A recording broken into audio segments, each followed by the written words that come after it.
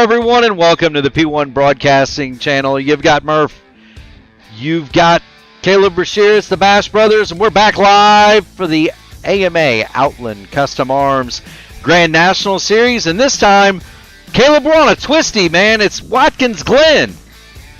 This is, to me, one of the best road courses, not only in the United States, but in the world. We are running the Cup layout, which means it's just going to be even faster today, Murph. This is an absolute spectacle of a track. One of my personal favorites. It's fast, it's flowing. You really don't slow down at all. A lot of good flowing corners that just link up perfectly together.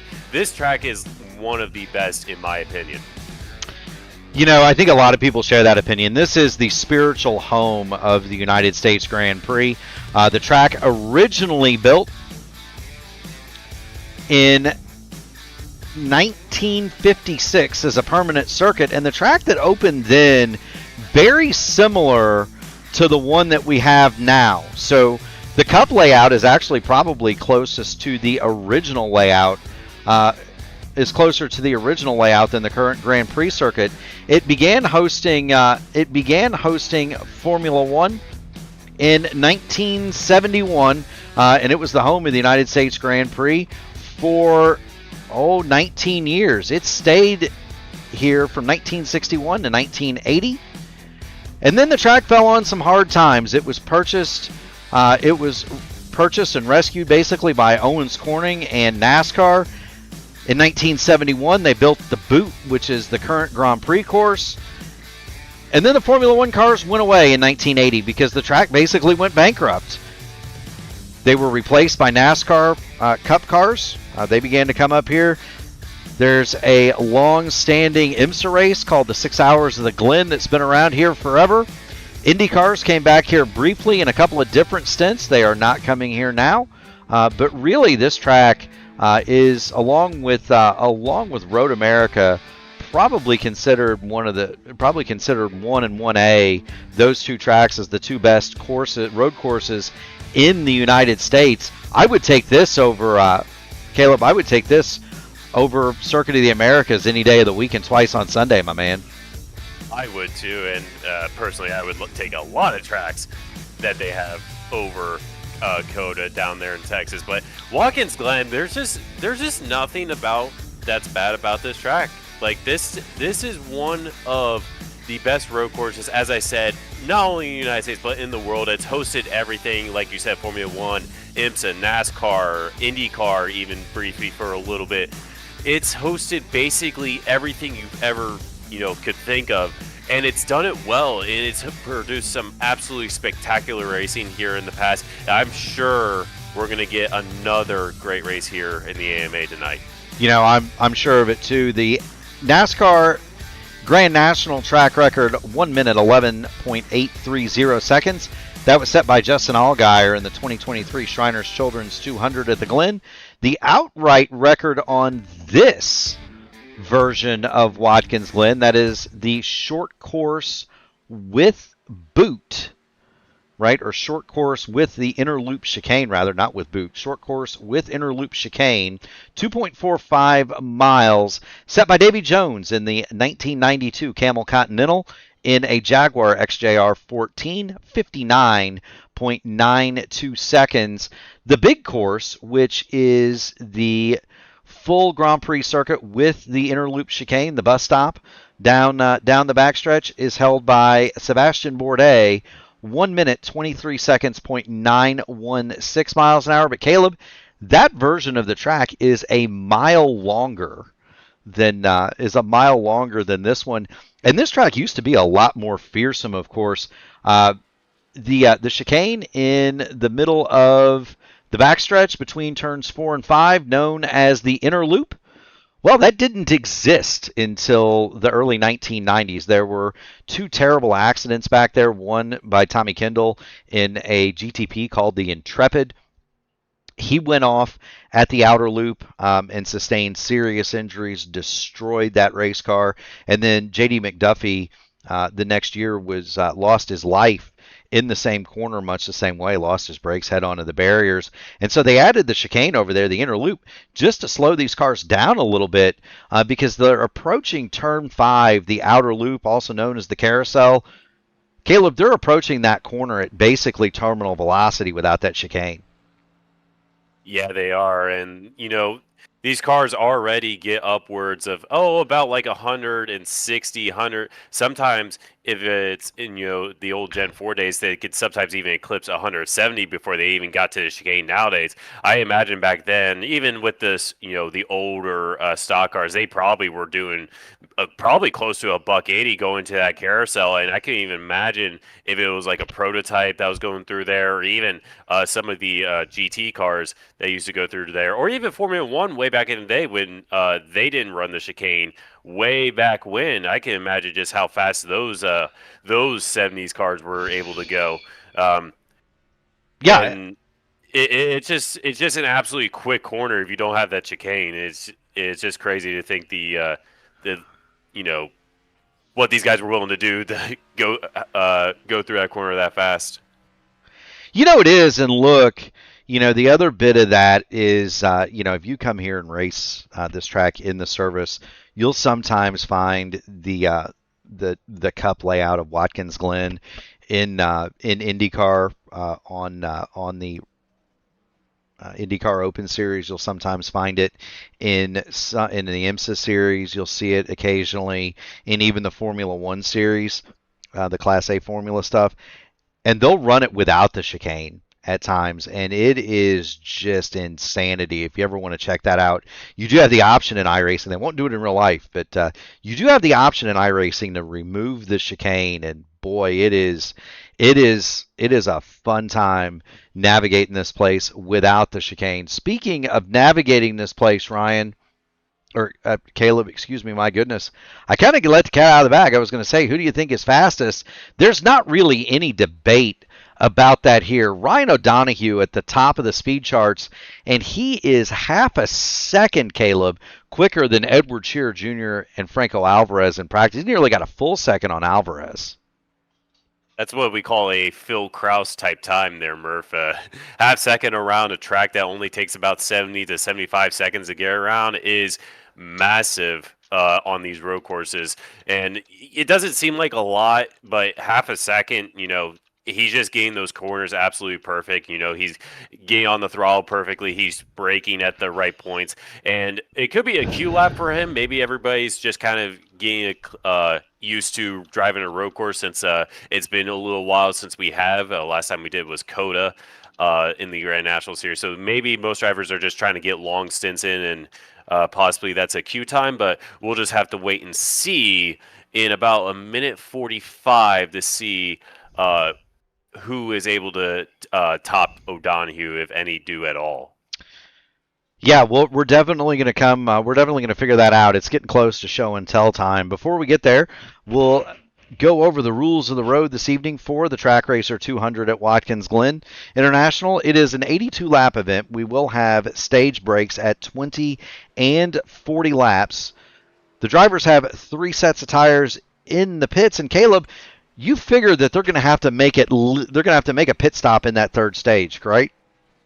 Yeah, I'm estimating it's going to be around 30 to 35 laps, but I reckon most drivers will not go that far just because of the tire wear that you have on road courses. They'll probably split it probably down the middle around lap 20 to 25, halfway down the stint. We usually don't get road course cautions, so they just got to change the strategy up, and I reckon most people will pit around 20 to 25. They do have to take fuel, but at most they're going to get 30 to 35, and at that point your tires from the first stint are going to be a little bit too worn out to take advantage of that new set. Very true. Do want to highlight the points real quick. Greg Evans has a massive lead over Kendall Paul in those point standings, and if I'm reading my list correctly, Greg Evans and Kendall Paul right together in practice, 6th and 7th. On the speed charts, Ryan O'Donoghue is 3rd in the points behind Kendall Paul, Sam Crow 4th, John Hutchins 5th, Crash Neon, David Dunwoody, Troy Carricker, James Hodgson, Say Hey Lewis Hayes, Justin Osterman, and Christian Light are the remainder of the chasers as we move through the season. This is also one of those races where you can make up a ton of points, you can lose a ton of points. Troy Carricker, he's joined us in the chat. He is not in the field tonight, so we've got at least one driver from the top of the standings not in the field. And that cuts two ways, Caleb. You can pick up a ton of points here, but if you're one of these guys at the top, you're not really going to lose a lot of points here either if you get involved in somebody else's mess. No, you won't. And this is what we talk. This is where you'll see a lot of the guys you usually don't see that often be up towards the front of the field. Mark Paget being one of them. He was fourth fastest in practice. Yeah, he hasn't really ran much this season. Edward Shear and Franco Alvarez are both out there, but they kind of been doing a lot of the oval rounds as well. So you'll see a lot of road course ringers here at Watkins, and you'll see some of the quick guys that are quick on the ovals. They'll be a little bit further back. We kind of see that with Matt Metler, Crash Neon, even Osterman and Dunway are kind of slightly back there at the moment. So you'll see a lot of swing and motion with the drivers and who's going to optimize this road course and try to take as much points as possible. Yeah, and we're highlighting Crash Neon here in practice for just that reason. This race goes by road iRating, not the oval stuff. It's the road iRating we're looking at tonight. And Crash Neon, if this was an official, would be the number one car in this race. A veteran road racer, and of course, a good one. He's featured in our IndyCar Open top splits on road courses before, so he knows how to get one of these. He knows how to get a car around a track with right turns, and there he is going into turn number one. Let's jump on board Crash Neon. We'll take you on a tour of Watkins Glen. You can go way out wide in turn one there before you get to the S's, can't you, Caleb? You can until this year, apparently. I guess they put some tire barriers in the real-life race, but in Sim, you're still able to go out that far, at least in the Cup layout that they got. But you see Crash Neon, he's getting up to 160, just clipsing 170 miles an hour there, braking hard into the chicane, getting nice and tighty, run all over the curbs, and then all of a sudden you're into this long right-hander that is the carousel. You try to want to lay apex it as much as possible, carry as much speed as you go on to what we call the second best overtaking opportunity on the track. It's a little back straightaway here, brake about the 400 to 300, turn the car in, and you could use as much runoff here, but you really don't want to. It slows the car down. And then the final right-hander, and you're back onto the front straightaway here, Murph. Yeah, it's a quick lap. A minute. We're looking at a minute. Minute 12, minute 13 for the fast guys. Crash Neon, his first lap, 1 minute 15, 775. Sam Crow has jumped to the top of the board. Crash Neon across those rumble strips and out. We'll get out of the car now, and we'll watch him as he navigates Watkins Glen. We've got about 7 minutes left in qualifying. Kendall Paul has jumped to the top of the board, and we're going to kind of wait on Crash Neon and see what Crash can do on his second lap. Down the backstretch toward the inner loop, toward the chicane. Franco Alvarez to the top of the board, minute 13, 381. Kind of waiting to see what Ryan O'Donoghue is going to put up. He's on his first lap right now, Caleb. Crash Neon coming around the carousel down toward what they call the chute. The chute is the cutoff between turns 5 and 10. They go straight from turn 5 to turn 10 down the chute. Here's Neon. He breaks into the left-hander at turn 10. Got to get it set back up to go right, Caleb, to get back on the front straightaway. And here comes Crash Neon. He did not go out as far as I might have liked to have seen him. Off of turn 11 and across the line. Crash Neon is going to go to 10th on the board. Meanwhile, Ryan O'Donoghue is second. He was not able to match his time from practice. O'Donoghue now looking at starting on the outside of the front row, and he would desperately like to get a pole here, Caleb. Yes, he would. He's currently going through the S's now onto the back straightaway, going up to the bus stop chicane.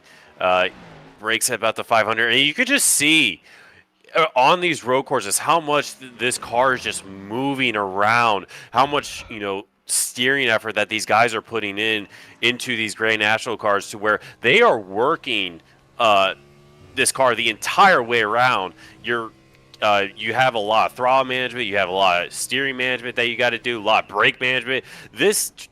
Any road course that we go to, just ask everything of the driver, and that's what you're seeing from the talented drivers of like Ryan O'Donoghue, Franco Alvarez, who's currently top of the board. You're seeing why they have the best car control out of the entire field right now, and they're at the top of the board because of it.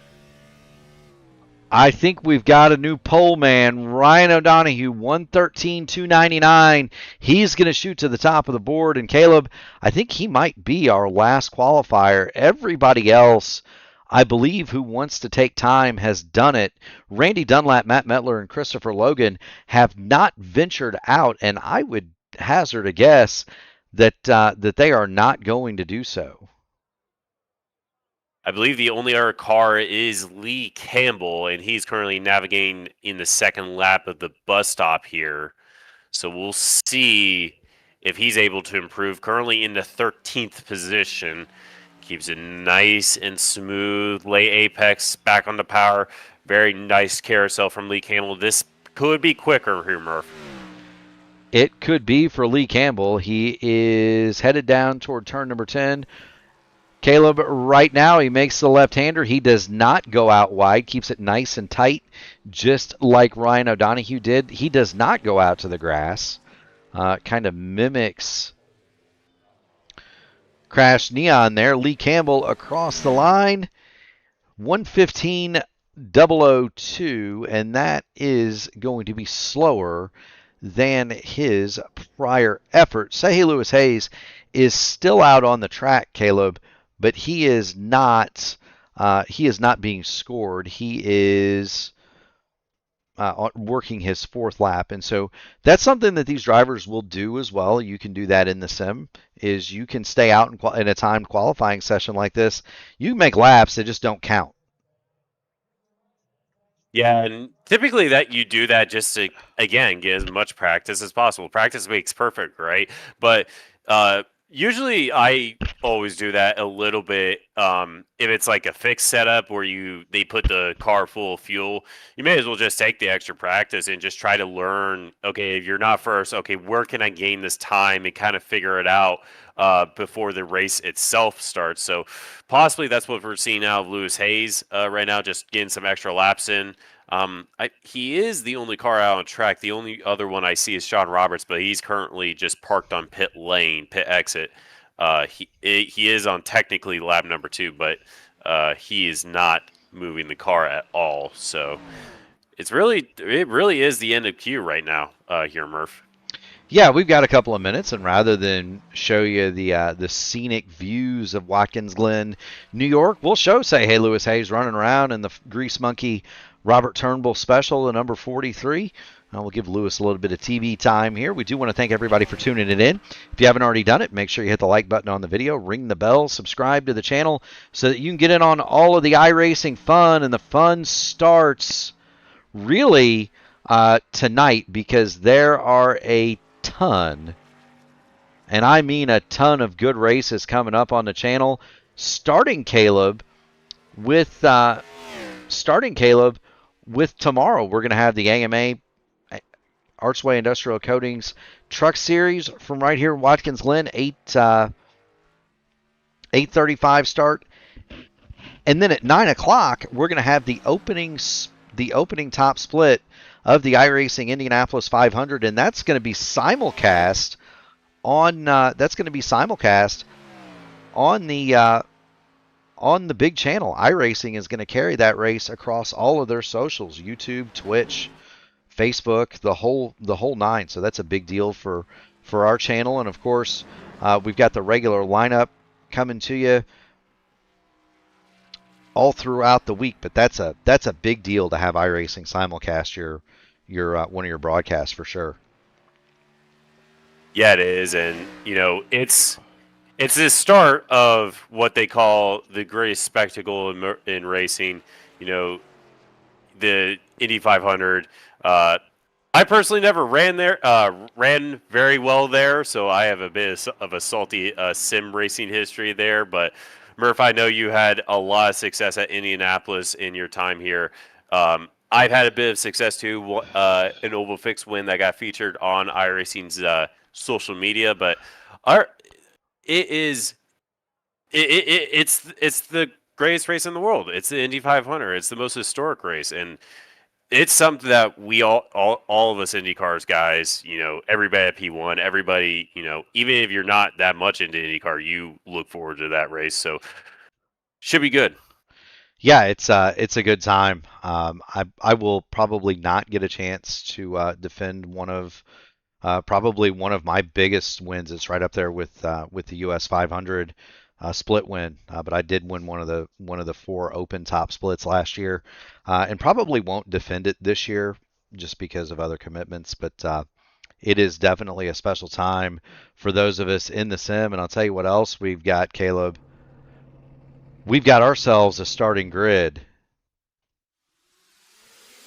On the pole position, it's Ryan O'Donoghue with a time of 1 minute 13.299 seconds. To his outside, Franco Alvarez, 113.381. Greg Evans, Kendall Paul, they're going to line up in row 2. Edward Shearer Jr., Sam Crow, row 3. Mark Paget, James Hodgson qualify 7th and 8th. And in row 5, Trevor Ryan and Mr. Excitement, Justin Osterman in 11th. It's the boss man, David Dunwoody, 12th, Sean Roberts, 13th, Lee Campbell, Joshua Siegfried, 14th. Say hey, Lewis Hayes. All that practice netted him 15th. John Hutchins, 16th. Crash Neon is 17th. Brian Sharp, 18th. Donald Green, 19th. And Matt Metler will start the cars that did not take time. Same thing for Christopher Logan and Randy Dunlap. They'll be out back 20th, 21st, and 22nd.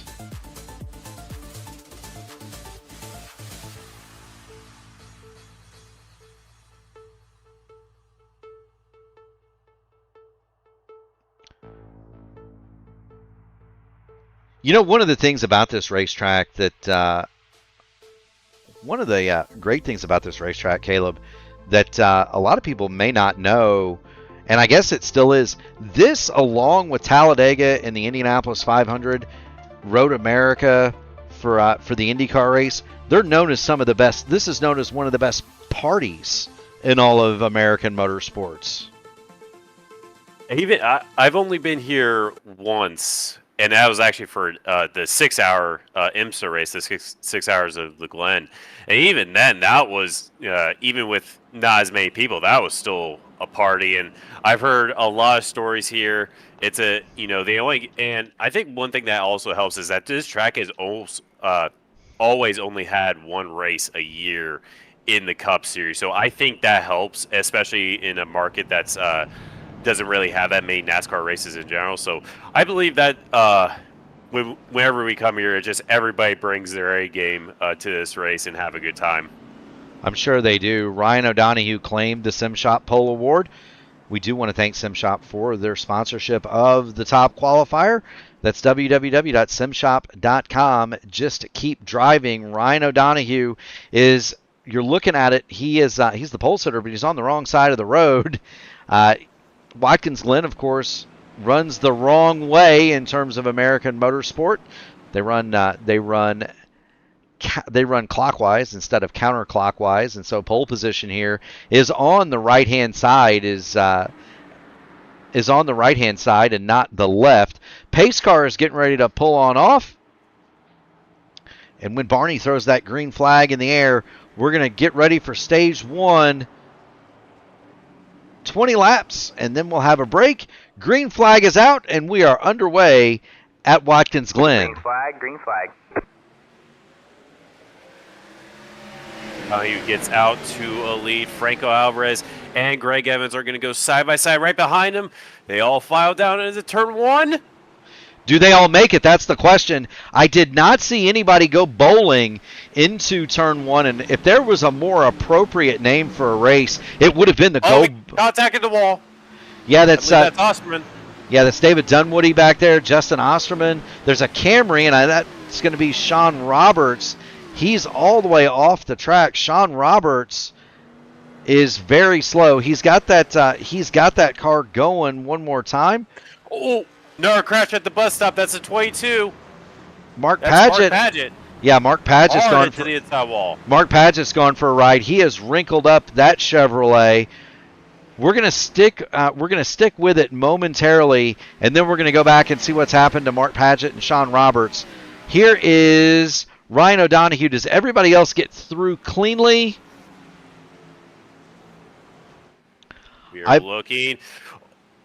A little bit of contact. That's John Hutchins going very deep into turn 10 there. I don't think that was anything other than John Hutchins going deep, and we have made it through lap number 1. And let's get back and see what has befallen our man Mark Padgett here.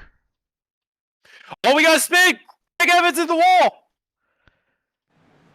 Greg Evans in the wall. So we've got 3 incidents we need to go back and look at. Calm down, guys. There's we need to go. We need to go through each incident at once here. Now there's Greg Evans, so he's gonna spin that car back around, and I don't know that there was contact for Greg Evans in so much as he might have just gotten the old wheel hop going in there. There it is from the blimp. He's following Ryan O'Donohue. He had gotten past Franco Alvarez, and you know what I think happened to Greg? I think he gassed it up going across the rumble strips, and it just broke the car. It broke the rear end loose, and around he went. So that's what happened to Greg Evans. Now we're going to get back to Mark Padgett and see what happened to him.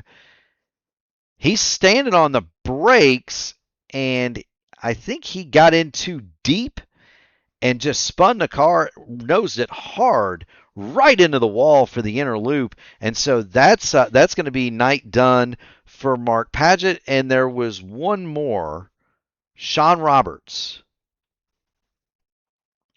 At the very beginning of the race, here's Roberts. He is going to get himself, he's racing around Lee Campbell, David Dunwoody, and Justin Osterman 3 wide in front of him.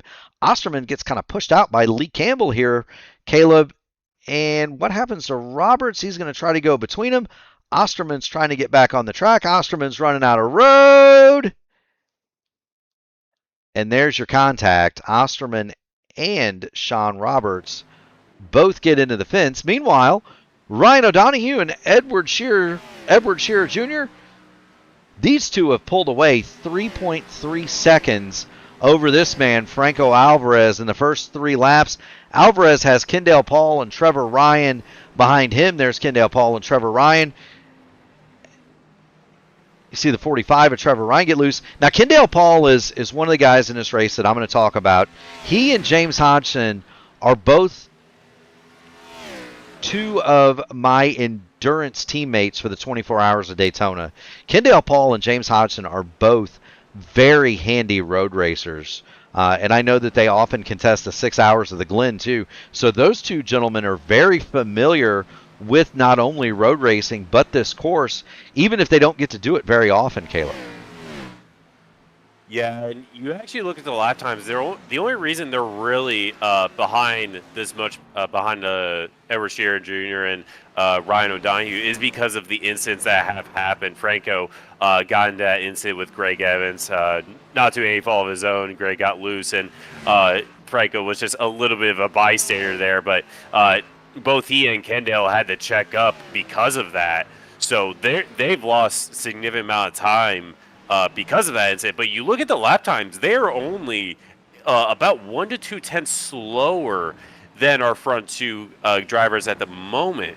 And meanwhile, you look at Edward Shearer, he's actually faster than Ryan O'Donohue right now. Yeah, Edward Shearer's closed back up. It's worth mentioning Greg Evans dropped all the way to the back of the lead lap cars. He has made his way back to 16th. As you see the 33, or as you see Matt Metler spin around, he's number 33 on the car, number 01 in the scoring pylon. It's also worth mentioning that Donald Green has taken his car for a soiree through the gravel, and he's got the meatball. And let's see what's happened to Donald Green here.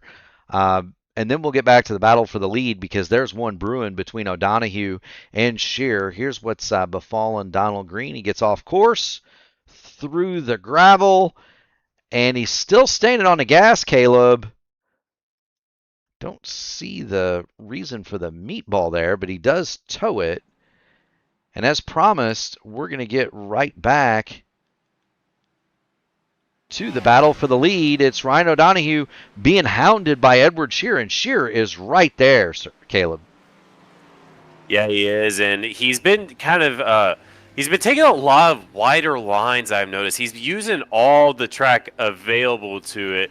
You see that a lot from real life with Cars Village last year, where he was using all of the track he can. He's using all of turn 1. He's using all of turn 10. He looks up the inside. Does he go for a dive bomb? Not quite there. Ryan O'Donoghue clears him on corner entry, but he's going to have a run going up to the bus stop, but he's got to keep the momentum up if he wants to try to stick with O'Donoghue and try to get around him.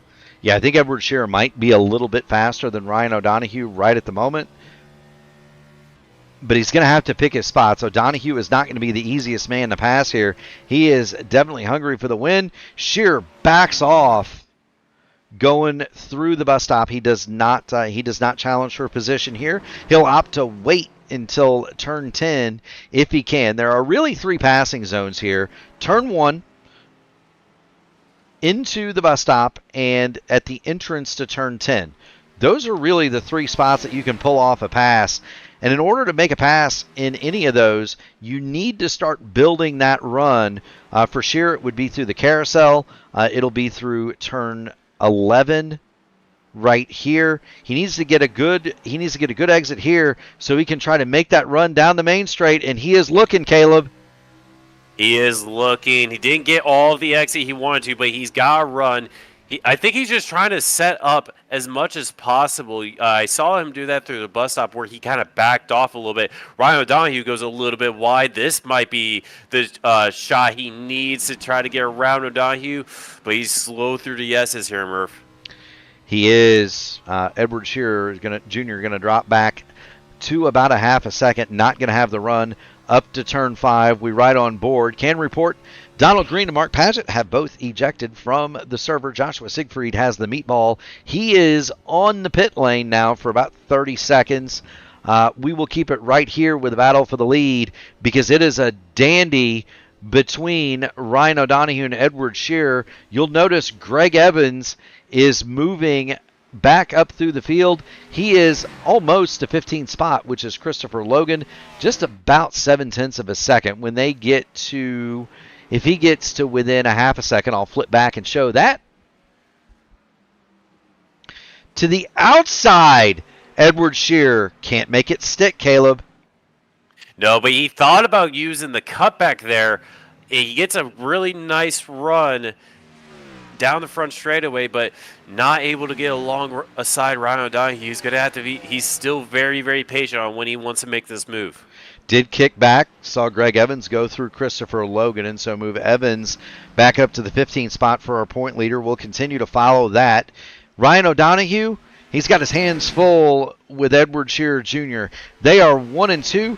Their battle has started to allow Franco Alvarez and Kendall Paul to creep back in here. Alvarez picked up nearly a second on that lap, and that's an issue here. You start battling these front two, Franco Alvarez is going to make it a 3-way fight, Caleb. Yeah, and Franco, he's had the advantage of, well, one, not really battling someone, so you're not really pushing as hard and taking the difficult lines that you don't really need to. And two, he's had clean air this entire time. He had a little bit at the very beginning when he was battling Kendall Paul, and then obviously that contact with Greg Evans. But he is flying at the moment, and you see him off in the background. You see how much track he is using. He's using all that is given to him, and you see him get really, really close to the wall going on to the front stretch. He is optimizing the track width as much as possible. It is showing. He, again, is faster than our front two at the moment by about only 0.2 this time, but he is indeed closing that gap. Yeah, Franco Alvarez is coming 114.819 for O'Donoghue, 114.843 for Shearer, 114.695 for Franco Alvarez. And now Edward Shearer Jr. is doing something that was once described. Once used to describe Tim Richmond here. He is sashaying through the S's. Caleb, did you see how out of shape that car was? Yeah, it's just because of how heavy these cars are and how much horsepower. It sometimes is very hard to get these cars around here. They're very, very unstable, basically in every aspect. He looks up the inside, thinks better of it, backs out of it. Well, we've got to move. They're going to go side by side through the last corner. Edward Shearer on the outside, and he takes the lead going into the final corner. He does. Edward Shearer Jr. We're right on board with him. O'Donoghue stumbled a little bit out of turn 10, and that was all Edward Shearer Jr. needed to get the lead from Ryan O'Donoghue. New leader starting lap number 10 here at Watkins Glen. It's Edward Shearer Jr. over Ryan O'Donoghue. Now, O'Donoghue needs to stay within himself. We know that he's got the speed to be competitive, and we know that there's more to come yet from that 14. Do have a report from Joshua Siegfried. Said he hit the wall in the bus stop, blew the motor. We're sorry to hear that, Josh, and we'll see you next week. We might see you tomorrow night. Who knows? But we'll definitely see you here in the AMA. Great run for O'Donoghue through the bus stop, Caleb. He is all over the back of Shearer through the carousel. Yeah, Shearer got a little bit wide through the bus stop, had to check up a little bit, and that allowed O'Donoghue to close that gap right back up. Does he think of trying to get alongside where he got overtaken last lap? He looks up the inside, not able to get alongside, though. He's still looking up the inside, still poking his nose in there, but again, he's not able to get alongside Edward Shearer Jr. for the lead. He's got to be patient. He has to build that run up to try to get around and try to take the lead back, and that's going to take a little bit, although Edward Shearer Jr. gets a little bit wide going through to turn number 1. Yeah, right on board, Ryan O'Donoghue, just like we were right on board with Shearer. It gives you a great perspective right through the driver's eyeballs to see what they see and how they're going to set up these moves. And you can hear Ryan O'Donoghue playing with a throttle through the S's, trying to build that run. He's got 0.2 of a second ahead of him to Edward Shearer Jr. Here's where O'Donoghue has been better, is through this part of the course.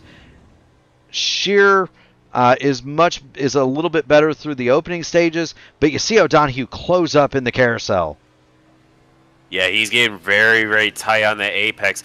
It seems like that bus stop to carousel complex, it seems like O'Donoghue is better through there, but the rest of these corners, these turn 10, turn 11, turn 1, the S's, it seems like that's where Shearer is getting that time back a little bit. So Ryan, it's a fairly equal fight at the moment, and it's just kind of ebb and flowing with how big the gaps are. It's gotten a little bit bigger that lap, but O'Donoghue is still there to try to take the lead back when he could get a good run. He gets very, very wide through turn 1, gets a little bit squirrely on exit, but he is still there. Meanwhile, Franco Alvarez has closed that gap just ever so slightly again. Last time around, he 2.3 seconds come across the line. So we'll see, and you see him just kind of skating through the S's the entire way up. His rear tires are absolutely screaming right now, but he is quick. Yeah, we're on the roof, Franco Alvarez. This is the third place runner. Last time through, Edward Shearer Jr., 114.793. O'Donoghue, 114.694. Franco Alvarez, 114.855. They're the only drivers in that 14-second bracket. Kendall Paul runs along in fourth. He is 4.1 seconds behind Franco Alvarez in that fourth spot. He's got Trevor Ryan behind him. Ryan is within 0.003 of a second of Kendall Paul, but not closing or losing ground. James Hodgson in the Sam Crow and James Hodgson right together in 6th and 7th, and this is about to be a battle, Caleb. Yeah, James Hodgson really got alongside there, dives it in deep, and able to get that overtake. It kept very, fairly easily for him, what it looked like. But he's able to get around Sam Crow for the 6th place spot, and he looks like he is marching forward and building that gap just ever so slightly. Yes, he is. James Hodgson gets through Sam Crow. We're going to have another battle here. This is 14th and 15th. Greg Evans has caught John Hutchins. This is for the 14th spot. Hutchins, as you recall, off earlier. Greg Evans also around earlier.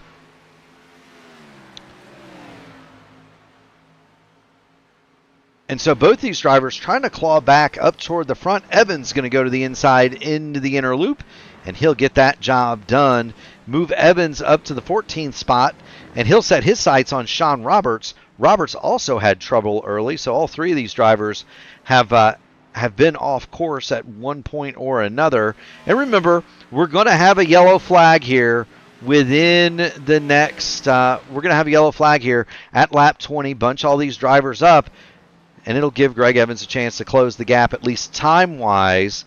Everything else has kind of sorted itself out, Caleb. O'Donohue has fallen a second back over from Shearer. He's drawn away now 3 seconds from Franco Alvarez. This is really kind of the best battle on the course, and it's these four cars. Lee Campbell is 12th, Sean Roberts 13th, Evans 14th, and John Hutchins 15th, and they're all right together. You see him in the frame. Yeah, Greg Evans and Sean Roberts are both on a charge back up towards the front. They're actually lapping very similar lap times. They both were at the very tail end of the field. Only a couple laps in, both getting into incidents earlier on. And they've just steadily climbed back up into the top 15 here. But they've been matching each other's lap times. Last time around, Sean Roberts with a 15.805, Greg Evans with a 15.956. So they are within basically trading lap times right now, and they are very, very quick. You can see they're gaining on Lee Campbell in front, and they should be able to be on his rear bumper probably next lap or so. Yes, they will. Sean Roberts nearly a full second quicker than Lee Campbell last time through, so too Greg Evans. John Hutchins is a little bit slower, and he's losing the back of this train, but the next battle for position is going to be Sean Roberts on Lee Campbell, and they are in turn catching Mr. Excitement Justin Osterman, who runs along in 11th. Say Hey Lewis Hayes is 10th. Hayes has just been passed by Crash Neon, but Say Hey Lewis Hayes closing back up on Crash Neon. This, though, Caleb, the best battle on the track, it's Sean Roberts, and he's driving that car sideways through the S's to the inside, headed for the inner loop. Yeah, it gets that overtake done before the braking zone, which is pretty important to get done going to how narrow that bus stop is. And that allows Greg Evans to look up the inside of the carousel. He's able to take advantage of that move. But Lee Campbell loses 2 spots there in only a couple corners. Yes, he does. Sam Crow is either blinking out, Caleb, or he's had an accident in towed. But Sam Crow, gray on my screen. Keep an eye and see if he disconnects. But that would be heartbreak for Sam Crow because he had been running in that top 10. Is he still in the session, Caleb, or is he punched out? He is. It hasn't said he's left, but he is disappeared. So it could be within the next couple of seconds when we get the message that he's disconnected. But I think he's blinked out here. That would be a tough break for Sam Crow. Meanwhile, we're watching Greg Evans and Sean Roberts. This is 11th and 12th now with the demise of Sam Crow. Move Justin Osterman up to the final spot in the top 10, and that's a tough break for Sam. But this is by far the best battle on the track. And it's for the 11th spot, Caleb. Just as you say that, Sam Crow officially dropped out of the session due to pack loss. So hopefully he is able to only maybe lose a single lap there, and maybe he could get his lap back due to the lucky dog that comes under the stage break. So we'll see if he's able to get himself back on the lead lap and charge towards the front here. Now here's one for you. Crash Neon 8th. Say Hey Lewis Hayes is 9th. And they've got Mr. Excitement Justin Osterman behind him in 10th. Now here's a group for you, Caleb. Yeah, Mr. Excitement Justin Osterman is actually the fastest of the three. You see him all over the tail end of the 43 right in front. They get Intimidator-inspired livery there, we'll say. And he gets a run going down the backstretch. He looks up the inside.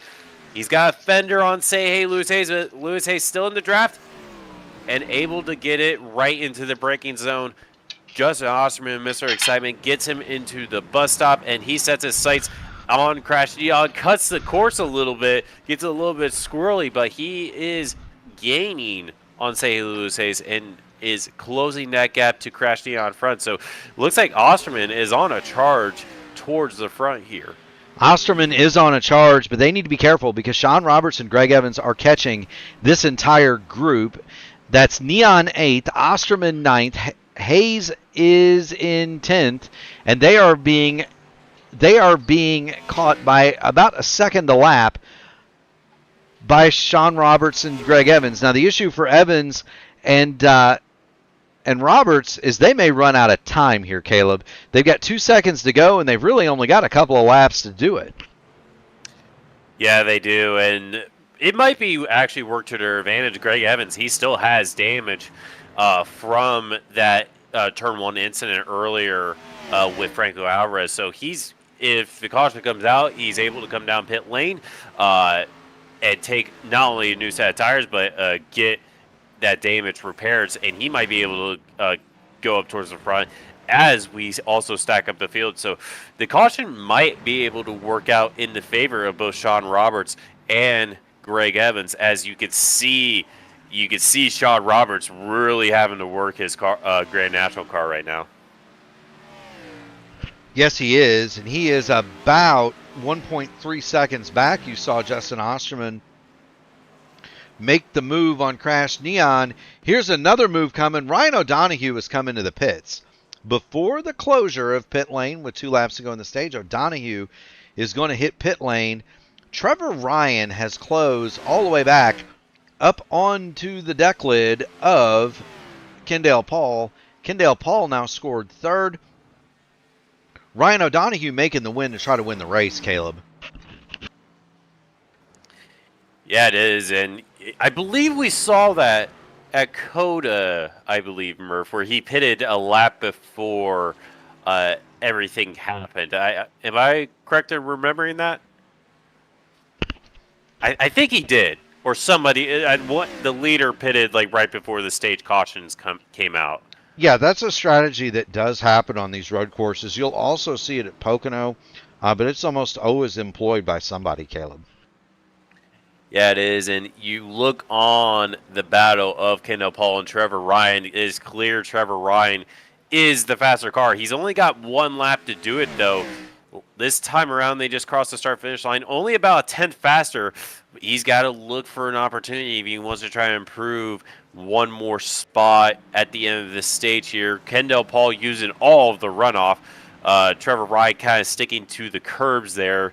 And you see the run through the Yeses. He's kind of dropped back just ever so slightly, and that might have cost him a chance to get in our position before the stage ends. He is. Now, there's a battle royale going on right here. Greg Evans and Sean Roberts have caught, say, Hey Lewis Hayes, Crash Neon, and so forth. So those guys are there. Greg Evans got through Sean Roberts and will now do battle with teammate, say, Hey Lewis Hayes. And so this is huge for Evans because those are stage points. And Ryan O'Donoghue would like to get up there and see if he can't claim some stage points despite having stopped Caleb. It might just happen. You know, he has the freshest tires, but you don't want to push him too early and already wear your stuff out before the caution even before the stage number 2 starts. And you might be worse off on the end of this second stage here. But Greg Evans absolutely hounding Say Hey Lewis Hayes. Say Hey Lewis Hayes getting a little bit loose on the exit of the carousel. Greg Evans gaining a run into turn number 10. He holds a tight line. Does he use the bumper? Is his teammate, though. He looks up the inside. Lewis Hayes goes very wide. And Greg Evans able to sweep on by. But does Sean Roberts also get the place there before the line? It's a drag race off of turn number 11. Sean Roberts does not get there. And that should end the stage. But it Caution doesn't. has not come out. The caution has not yet flown, so All right, man. there it is. There it is. Caution is out. And it may have been a manual caution. Edward Shearer Jr. is going to be your winner of Track Racer Stage Break number 1 in the Track Racer 200. If you use the promo code that I'm going to put in here, you dial up the web address just like it shows in the chat. 5% of your purchase goes to the AMA end of season prize pool. That's trackracer.com. And the winner of Track Racer Stage 1 is Edward Shearer. Cautions in the AMA brought to you by Admin Box. And so I can guarantee you when Kendall Paul set up the session, he forgot, Caleb, that there was supposed to be a stage break. And I guarantee you that somebody in the field with an admin box, and there are several out there. You know how you do it? There's a button at the top left-hand corner. It's lit up yellow. It's got a Y inside the flag. You press that button, the yellow light comes on. That's www.adminbox.com. Race controller, league admin. Do a lot of hosted session. You need one of those. It is one of the most handy button boxes you will find in iRacing. And now we're going to see, Caleb, everybody pit with the exception of Ryan O'Donohue and Lee Campbell. Yeah, that should be the case there. But it makes me wonder, Ryan O'Donohue, he was pushing on that first lap, and he's still pushing, trying to catch up to the safety car here. So he's going to have a little bit worser tires at the beginning of the stage, and that he's just going to have to manage that slightly better than everybody else. Well, I don't know if that's the right call, especially with how much Watkins Glen likes to chew up the tires, per se. Well, so Ryan, or excuse me, Caleb, I don't know why I keep wanting to call you Ryan. On one hand, he's going to have 3 laps on his tires when we go back green. On the other hand, this stage is the shortest. It's only going to be 15 green flag laps. So 6 one way, half a dozen the other, maybe. The entire field will stream down to pit lane, led by Edward Shearer Jr., Franco Alvarez, and Trevor Ryan. We look down pit lane. Very, very long, it seems, this pit lane. Not so much on the road course side, but whenever you come to a road course in the stock cars, it always feels like this pit lane just takes forever, especially. And they're having to do something a little bit different. They're going to have to go to the right in their pit box instead of the left.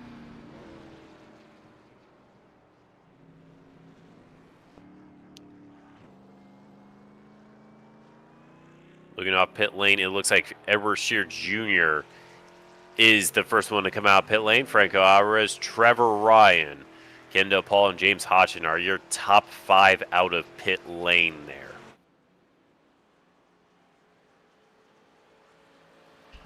They are indeed. So Edward Shearer Jr. will line up second because Lee Campbell came back to pit road. So Lee Campbell had some damage to repair, and he came back to the pit lane. O'Donohue is going to be your leader when we restart. Now, here's another one for you, Caleb. Greg Evans didn't repair any of his damage. He came out right where he came in. So whatever they got fixed on that sim lab number 2 is what they would do while he would get fuel and tires. And you can see the back end of the deuce still wrinkled. So He's still carrying a little bit of cosmetic damage, at least. I don't know how that's going to affect him, but that car still is a little bit wrinkled. He did maintain his track position. And then you've got, how about this guy? You've got David Dunwoody, and there he is in the number 28. Dunwoody, not known as a road racer, much more of a restrictor plate guy, always competitive on the big ovals. Here's David Dunwoody running along in the 7th spot. Good-looking hot rod for this one. As he should, Caleb. Being a painter. But good-looking hot rod, and he's got it running in the 7th spot. How about that? Yeah, it is, and we've seen strong runs from Dudley all over the course of the season. It looks like he's on another one today. Starting 11th, currently up 4 positions. So if this trend keeps going, he might be fighting inside the top 5. He is lining up on the inside, which will benefit him on this restart. Yes, he is. He's going to have the inside track going into turn number 1. We do want to thank everybody for tuning it in. If you haven't already done it, make sure you hit the like button on the video, ring the bell, subscribe to P1 so that you too can get in on all of the iRacing fun. We also want to thank the series sponsor, Outland Custom Arms, whose mission is to provide hunters and outdoor sportsmen with precision-crafted firearms rooted in Oregon's rugged legacy. Every build is hand-tuned for performance, reliability, and the uncompromising pursuit of the perfect shot. That's Outland Custom Arms. You can find them through Randy Dunlap, who's currently out of the race, I believe. No, he's not. He's 17th, and we'll show the series sponsor. There he is. He got a lot of chrome on that car, Caleb. Kind of like how you and me run our Indy cars there. Lots of chrome.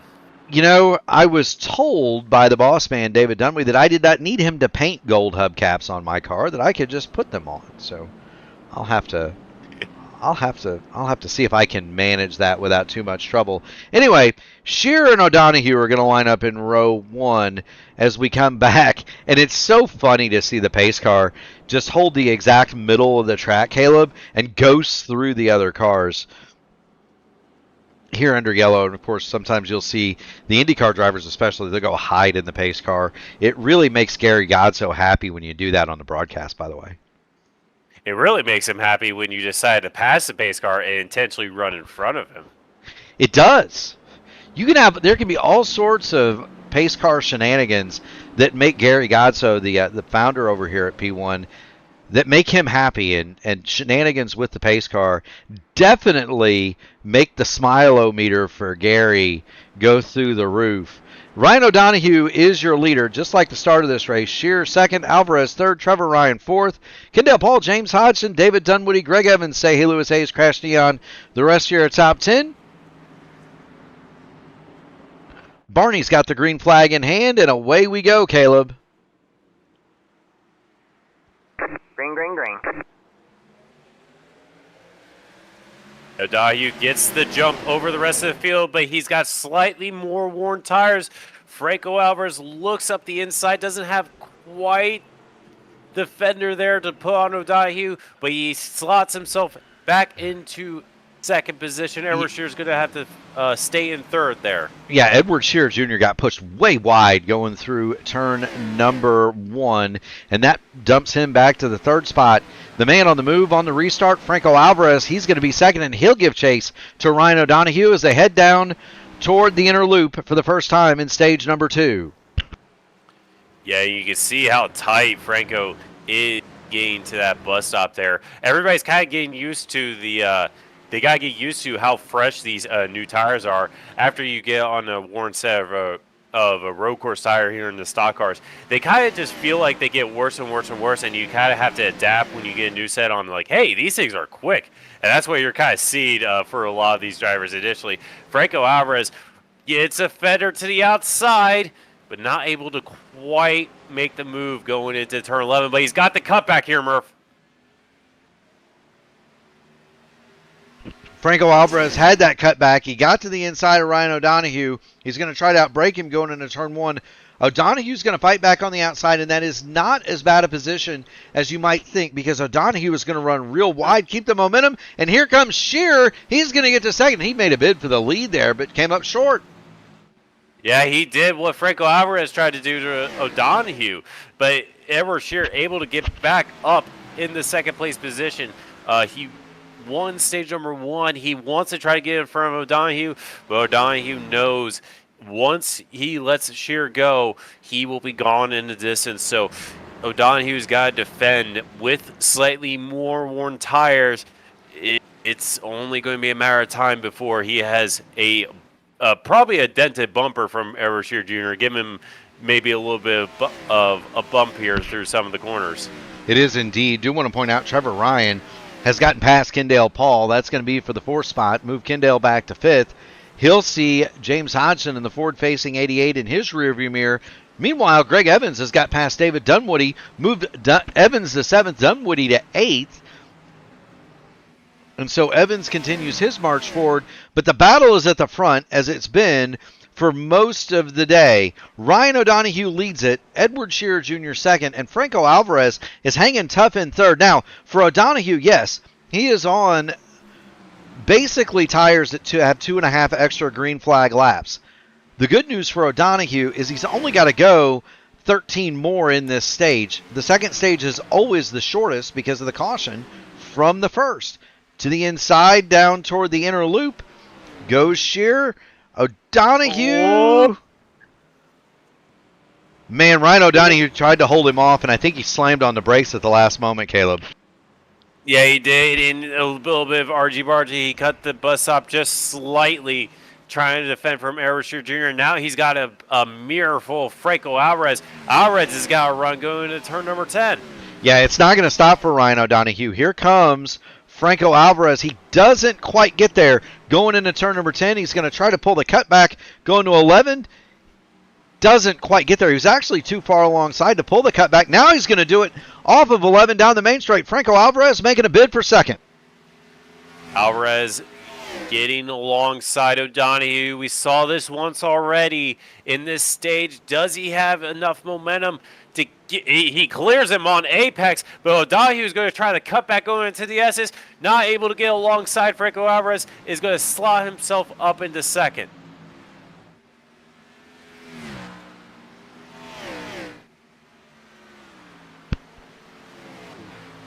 Ryan O'Donoghue not able to make that cutback. I thought he was going to do it, Caleb. I thought he had it. We'll jump on board Ryan O'Donoghue, but those tires are starting to show up now, even though we're only 5 laps into the stage. Yeah, the thing is with the stock car tire, it's not, even on a road course, it's not like what you see in IMSA or IndyCar, to where typically the second or third lap is the fastest on the tire. It's actually your first lap in the stock cars, and it just progressively gets slower and slower and slower from there.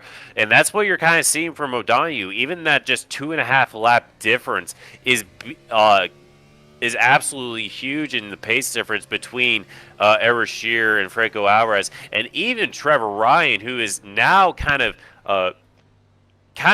put himself into this picture for a battle of the podium places. Yeah, you see Trevor Ryan creeping into the picture, so too Kendall Paul. There's Trevor Ryan, and when the camera flips back around, you're going to see Kendall Paul running along. You're going to get a glimpse of him right there. Kendall Paul is 5th, James Hodgson 6th, and Hodgson is about to get a challenge from the Deuce and Greg Evans. Yeah, Greg Evans on the charge back up towards the front.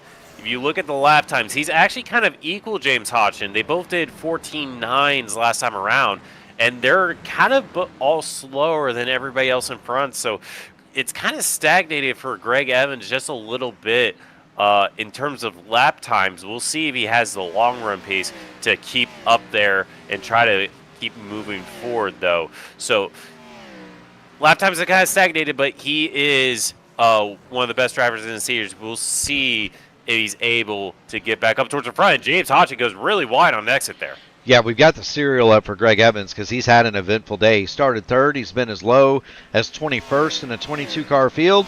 He makes the move past James Hodgson there. Greg Evans is going to go back into the 6th spot. So his march forward, or at least back toward the front, does continue. Meanwhile, this man, Edward Shearer Jr., has started to side away from Franco Alvarez and Ryan O'Donoghue.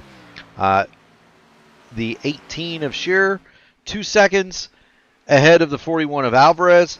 and then it's another 0.6 of a second back to Ryan O'Donoghue.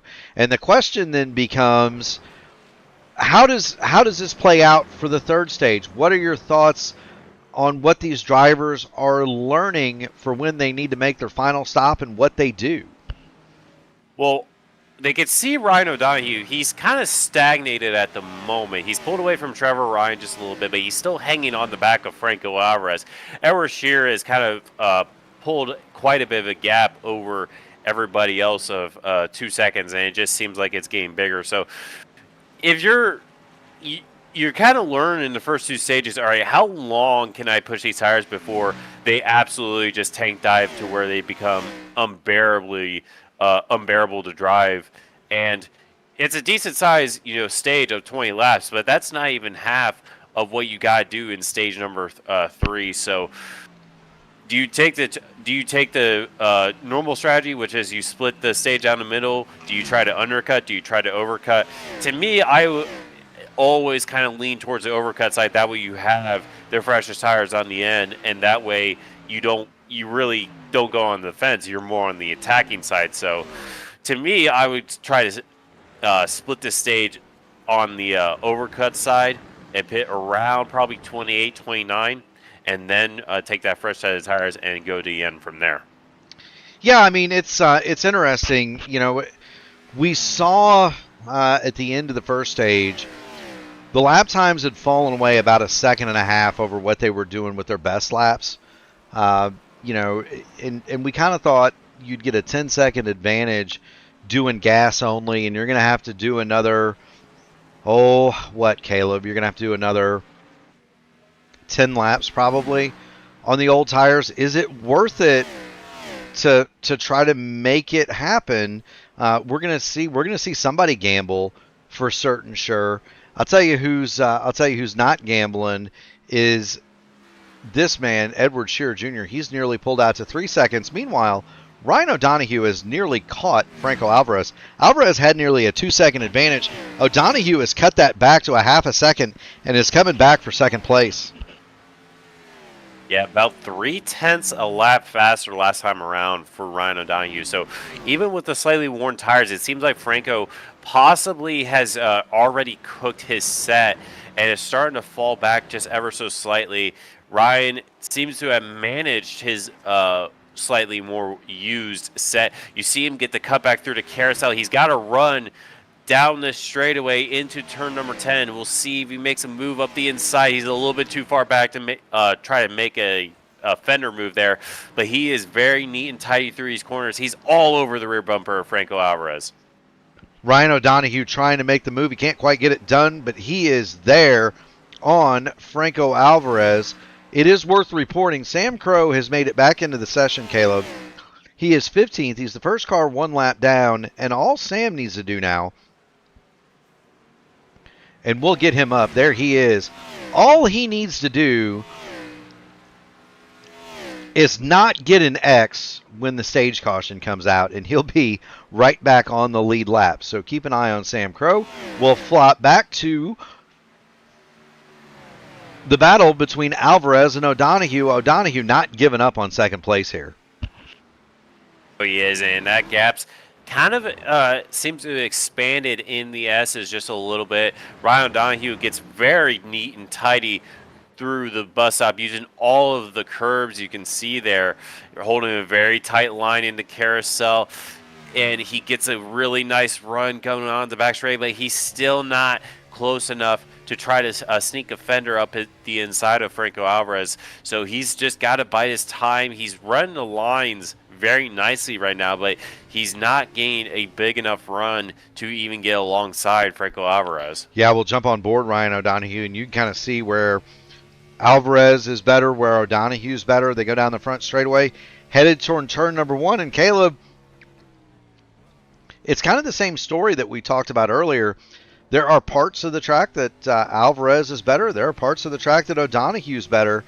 And really, you got to kind of, you got to take advantage of where you're better. Let's jump back on the gearbox of the 41 of Franco Alvarez, and you'll see Ryan O'Donoghue coming. There he is.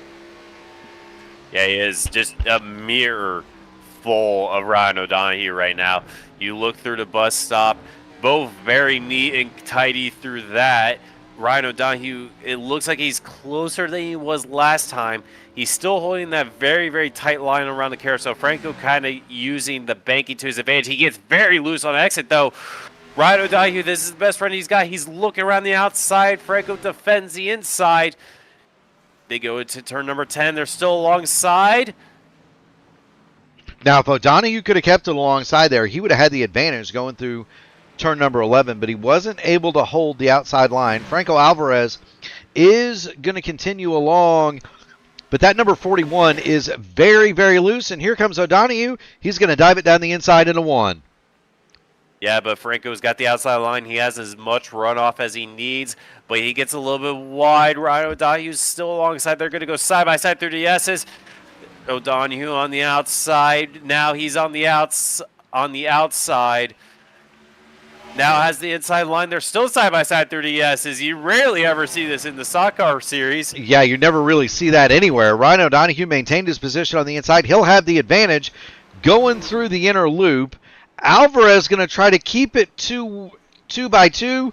He can't make it happen. Ryan O'Donohue goes back to the second spot on the older tires. Move Franco Alvarez back to the third spot. Meanwhile, this fight has continued to brew. Greg Evans has gotten through these cars, and that's sixth place Evans. James Hodgson 7th, David Dunwoody 8th, Sean Roberts 9th, and Mr. Excitement Justin Osterman in 10th. Those 4 cars right in a row, and they've been doing battle for most of this second stage. Yeah, they have indeed. Sean Roberts kind of has stagnated in a 9th place position. He's back on a chart up to the front as well as Greg Evans. So he's just kind of hasn't been able to get around Dunwoody. He looks up the inside, throws a dummy on Dunwoody. Doesn't work, though. And he's just kind of played it patient. He gets a little bit loose on the exit at turn number 1, but he's kind of dropped back a little bit on that through the S's here, and he's kind of, just kind of stagnated from the restart here. Yeah, and Sean Roberts had been running right along with Greg Evans. Matter of fact, he had made the pass on Evans at one point, and so Sean Roberts maybe has a late blooming car, shall we say? Maybe he's a little bit better on the long runs than he is on the short ones. But right now, he's having some trouble getting by David Dunwoody. And matter of fact, they've now been caught by Justin Osterman. Osterman had been a second behind these cars. So Sean Roberts in danger of losing the 9th spot while he tries to gain 8th. Yeah, Mr. Excitement, Justin Osterman, is actually 0.3 faster than Sean Roberts last time around. And he's nearly a second faster than David Dunwoody. So he is on a flyer right now, and we kind of saw this at the end of the last stage. We saw how much pace Justin had at the end of stage number 1. You see Sean Roberts look up the inside of David Dunwoody, gets the pass done going into turn number 1 now. Does that allow Justin Osterman to try and make a move on David Dunwoody? We'll see. Roberts goes through in the 8th, and now Dunwoody is going to be faced with a challenge from Justin Osterman. This is by far the best battle on the course. It's a 3-way fight for the bottom part of the top 10. Roberts just went through in the 8th. Dunwoody 9th. Osterman 10th. Every other position on the track at this point is rather secure, although Kendall Paul has gotten back around Trevor Ryan. And now Dunwoody's looking to the inside of Sean Roberts going into the carousel. Dunwoody trying to get that position back. Holds the inside line, but Sean Roberts is going to have the inside. Oh, boy, here we go. Here we go. 3 wide. Justin Osterman backed out of that. He thought about it, but thought better of it. He'll get to the outside of Dunwoody here. And they make contact? Those two door handle to door handle. They bang door handles. Dunwoody has the inside line headed to turn number 1. Yeah, but he lets off the gas early. Justin Osterman able to get that place there. Sends it a little bit deep, but now he sets his sights forward on Sean Roberts. Try to get advantage of him. He's got a really big run through the S's here. Yeah, Justin Osterman looking all over the back of Sean Roberts. Can Roberts hold him off? We'll see. There it is out the back of Sean Roberts. You're looking off at his rear bumper, and David Dunwoody thought about making the move to the inside of Justin Osterman going into the bus stop. Yeah, he did, and that would have been a very bold move. He was a little bit too far back for my comfort, but Justin Osterman on a absolute flyer. You see him get a little bit loose on the exit of the carousel, and Sean Roberts got loose as well. So these guys are absolutely pushing through the core right now, to the max right now, with only 2 to go left in the stage. They are leaving it all out on the tables here. Yes, they are. We'll jump on board Mr. Excitement. Justin Osterman will look through his helmet as he looks at the rear bumper of Sean Roberts. Ryan O'Donohue came back down pit road. He's going to do the same thing this time that he did last time to get the lead headed for the third stage, Caleb. Yeah, he is, and the advantage of the third stage is that he's actually he's going to have to make a pit stop in there no matter what. So maybe he doesn't have to worry about slightly worn tires at the beginning of the stage and just worry about contact! A block from Sean Roberts. Justin Osterman locks it up. Is going to have to go through the bus stop chicane. That's going to be a slowdown for Osterman. It is. That's see him take the outside line, but very, very dicey going through the back straightaway bus stop there. Well, and you kind of saw what transpired there. Sean Roberts hit the wall in the S's, and now Roberts is going to go back by Osterman. Dunwoody looking to the inside of Osterman as Osterman gets it a little bit. He overdrove turn 10, so that's going to let Dunwoody through. But that whole thing was set up by Sean Roberts actually getting to the wall at the top of the S's, and he lost all of his momentum. And now Justin Osterman has to stop on the course more or less to serve his slowdown. Yeah, it was a bit of an unfortunate situation, just a little bit of hard racing, and he had to cut the chicane there, and he just got to serve the slowdown. They're kind of brutal in iRacing sometimes with how you have to serve a slowdown. Sometimes it says you have to save a second, and you end up losing 8 or 9 seconds. So it seems like it's done that for Osterman, where he's lost a massive portion of all the time he's made up. Yeah, there's an art to doing that, right, in the corners where you can't really make moves. You just kind of ease up a little bit. Of course, the penalty for shortcutting that bus stop can be rather severe. I've seen multiple teens of seconds slowdowns there. Usually a slowdown might be a second or two, but you can get 10, 20, 30 seconds if you do that wrong. And so Osterman has to hit the binders to avoid being disqualified. That lets Roberts and Dunwoody through. Sean Roberts is now very slow, and he has cooked the tires on the 33 as they head toward the line. Dunwoody is going to be to his inside, and remember, it's not till 10th place crosses the line. Can Dunwoody make the move? He does not. It appears that Dunwoody backed off going into that corner, and they throw the caution right then and there, so wasn't able to make the move, but they still technically, it looked like he did back off just a little bit, thinking the caution may have came out. He may have, or maybe it's maybe somebody had to manually trigger it.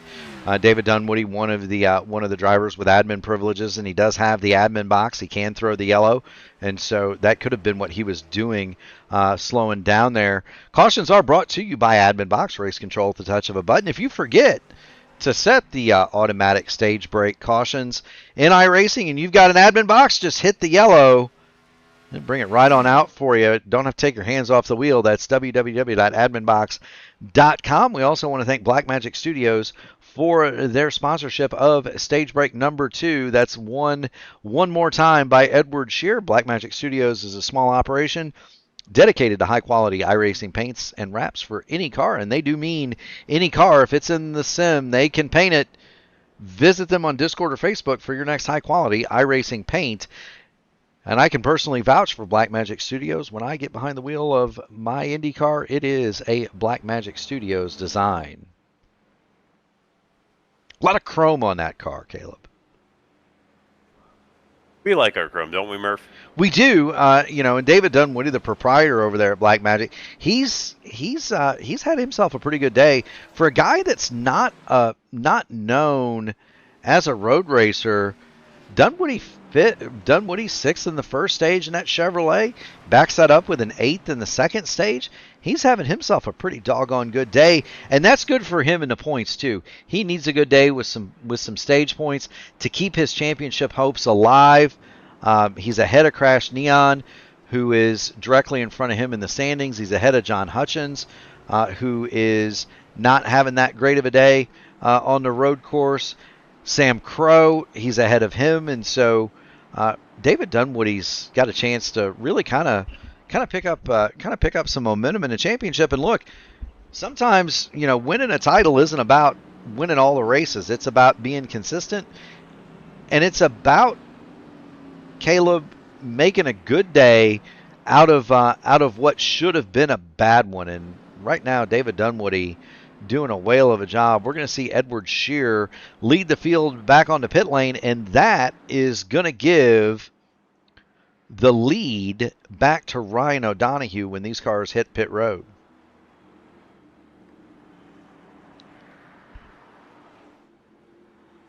I always did find the Watkins Glen pit entrance here, Murph, to be quite tricky in the IMSA series, especially if you got a GT that takes the apex of that corner, and then all of a sudden you got to check up massively.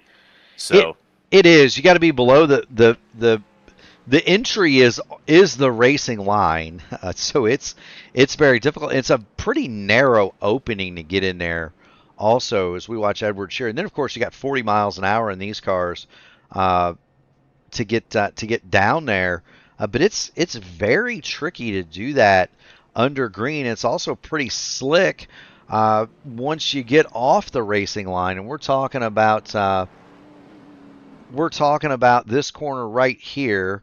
We'll remove the deal so you can see it, but there's the line up there. That's what denotes the pit entry, and then the yellow line underneath that, or to the left as you're looking at it on the screen, that's the entry to pit lane. And you see the black marks from the groove there, Caleb. That's you see the black marks from the groove. That's the racing line, and it goes right down through the entry. It can be pretty tricky. And of course, the other part is when you're, and I'm looking for the right camera shot. It's going to be pit. Do we have a pit entry? TV pit static group. We might not have. I don't think we have one. But you're essentially, when you come off of that dark stuff, that racing line right there, and you got to actually turn it right into the pits, it's kind of slick. Yeah, it is, and it's a very awkward, especially under green flag stops. Not necessarily under caution, but green flag stops, which we will see here in the third stage. I wouldn't be surprised if we saw a moment where somebody was pitting and there was a car behind him that got kind of caught out on it, because these things are will have to take a lot of momentum to try to get to the bottom there. Yeah, they will, and you do want to make sure in this series, and then really in any race that you can, kind of iRacing etiquette. You want to make sure that you call out your pit. Most of us, excuse me, Caleb. Most of us are going to have a button on our steering wheel that we can press, and there's a text system in the sim where you can send a message and everybody sees it. Hey, I'm coming to pit lane. I think mine says I'm stopping for some go-go juice. The best one is Josh Chin. Have you ever raced with Chin, Yeah. Caleb? His pit message, the first time I saw it, I about fell out of my chair laughing. It was, "I'm having a pit," and that's not what I read. So, but all sorts of funny messages come up like that. A lot of drivers will key the microphone, and announce that they're coming into the pit lane, but you need to be sure you do that, especially at a place like this where the entrance to pit lane is in the groove. Yeah, and this is one of the few tracks to where it's kind of like that, and it's a weird it's a weird transition. One, the pit lane entrance is very, very early on the straightaway, and two, it's not like it's a double right hander or it's a left hand bit and it's on the opposite side. It's one of the few tracks where it's kind of like on the same side of where the apex of the corner is, and it just makes everything tricky, especially not only on what you'll probably see here in the AMA when we do get the green flag stops, but you see a lot, and I mean a lot, in IMSA, where there's a lot of miscalculations with the pro drive drivers trying to get around GT cars, or even same class on class violence, where a car's taking the apex of the corner and they just check up because they're pitting. So it's a very tricky pit lane entrance here. Yes, it is. Pace car is getting ready to duck away back onto the pit lane. Barney's got the green flag back in hand. The car is going to come around the right-hander at turn 11, and we're going to get right back to green flag action here, Caleb. For the final stage, Green flag, green flag. it's going to begin on lap 44 of 82. Green flag is out. Ryan O'Donoghue streaks away with the lead. He does indeed, but Edward Shear's got a better run on the outside. Franco Alvarez right on the bumper. Ryan O'Donoghue, Alvarez, and Shear go side by side. O'Donoghue gets a little bit of a lead. Franco slots himself back into second, like we saw at the beginning of stage number 2. He does the same here. Shear drops back to third. Trevor Ryan makes himself known to the presence of Edward Shear. He's kind of on the rear bumper as well. He's kind of throwing his hat into the mix. Then it's a little bit further back. You got Kendall Paul in 5th, and it is a mess basically from Kendall Paul back. Looking at the field coming through the inner loop. We're going to get back up front. Ryan O'Donoghue, Franco Alvarez, Edward Shear. This is just like the last stage started, almost to a T, Caleb. O'Donoghue leads it from Alvarez, from Shear. Oh, hard in the wall. That is going to be Campbell, Lee Campbell. And that hit a ton. Let's go back and see what's happened to Lee Campbell.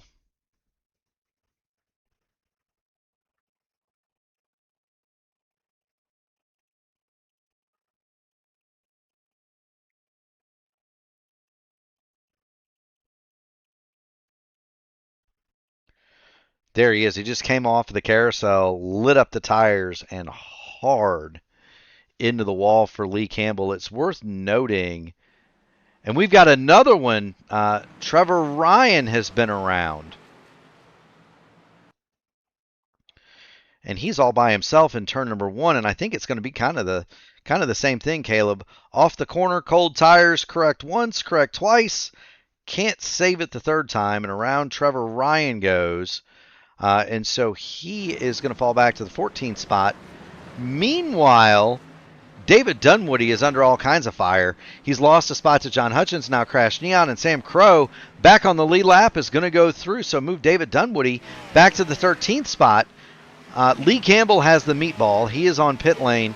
Also with the meatball and on pit lane for extended repair, Randy Dunlap and Brian Sharp. Christopher Logan, Joshua Siegfried, Donald Green, Mark Padgett out of the race, and we're going to get back to the battle for the lead. Yeah, Ryan O'Donoghue he's been able to defend off Franco Alvarez for the moment, but Franco has been all over his rear bumper going through some of these tighter corners like turn 10 and 11 last time around. It's kind of separated going through turn 1, but it closes right back up going through the S's. Onto the back straightaway. Franco's, he's got a run, but it's not quite close enough. He had a look on the inside, but just to take a look there. Ryan O'Donoghue very neat and tidy through the chicane there, and Franco Alvarez kind of taking the wider line through the carousel, lay apex it, and he's trying to carry as much speed as he can going into turn number 10. Yes, he is. Ryan O'Donoghue still leads it. Franco Alvarez in hot pursuit. Now, with O'Donoghue having stopped early to get that lead, do you anticipate him stopping a little bit before the remainder of the field in this cycle? Or do you think he stays out? And kind of what are you predicting here, Caleb, for this final round of pit stops? When do you think we're going to see him on pit lane? I think it's going to be a situation to where his tires have finally given up here. I think that's, he's on a slightly older set, and you'll see him come in when this set of tires start to fall off, and he starts losing time to Ed Shear. He loses time to Franco Alvarez. He loses time to the rest of the field. That, to me, is when he's going to make the move. Right behind him, Franco Alvarez, Edward Shear going side by side. Franco Alvarez prevails because he had the inside line. Edward Shear falls back into place, and they've lost a little bit of time to Ryan O'Donoghue. He's actually built a gap a little bit, but we'll see if that gap closes down with the slightly more used set. Yeah, we'll see. That's exactly what Ryan O'Donoghue wants to see, though, is Franco Alvarez and Edward Shear fighting, and he especially wants to see Franco Alvarez hold that position for as long as possible, because you just saw the pop-up race fans. Edward Shear Jr. set the fastest lap of the race the last time through, so he is definitely quicker than Franco Alvarez, and Ryan O'Donoghue would love to see Shear get held up here for as long as possible, but Shear is going to make the dive into turn number 1. Alvarez, big run deep. He's going to keep the second spot, Caleb.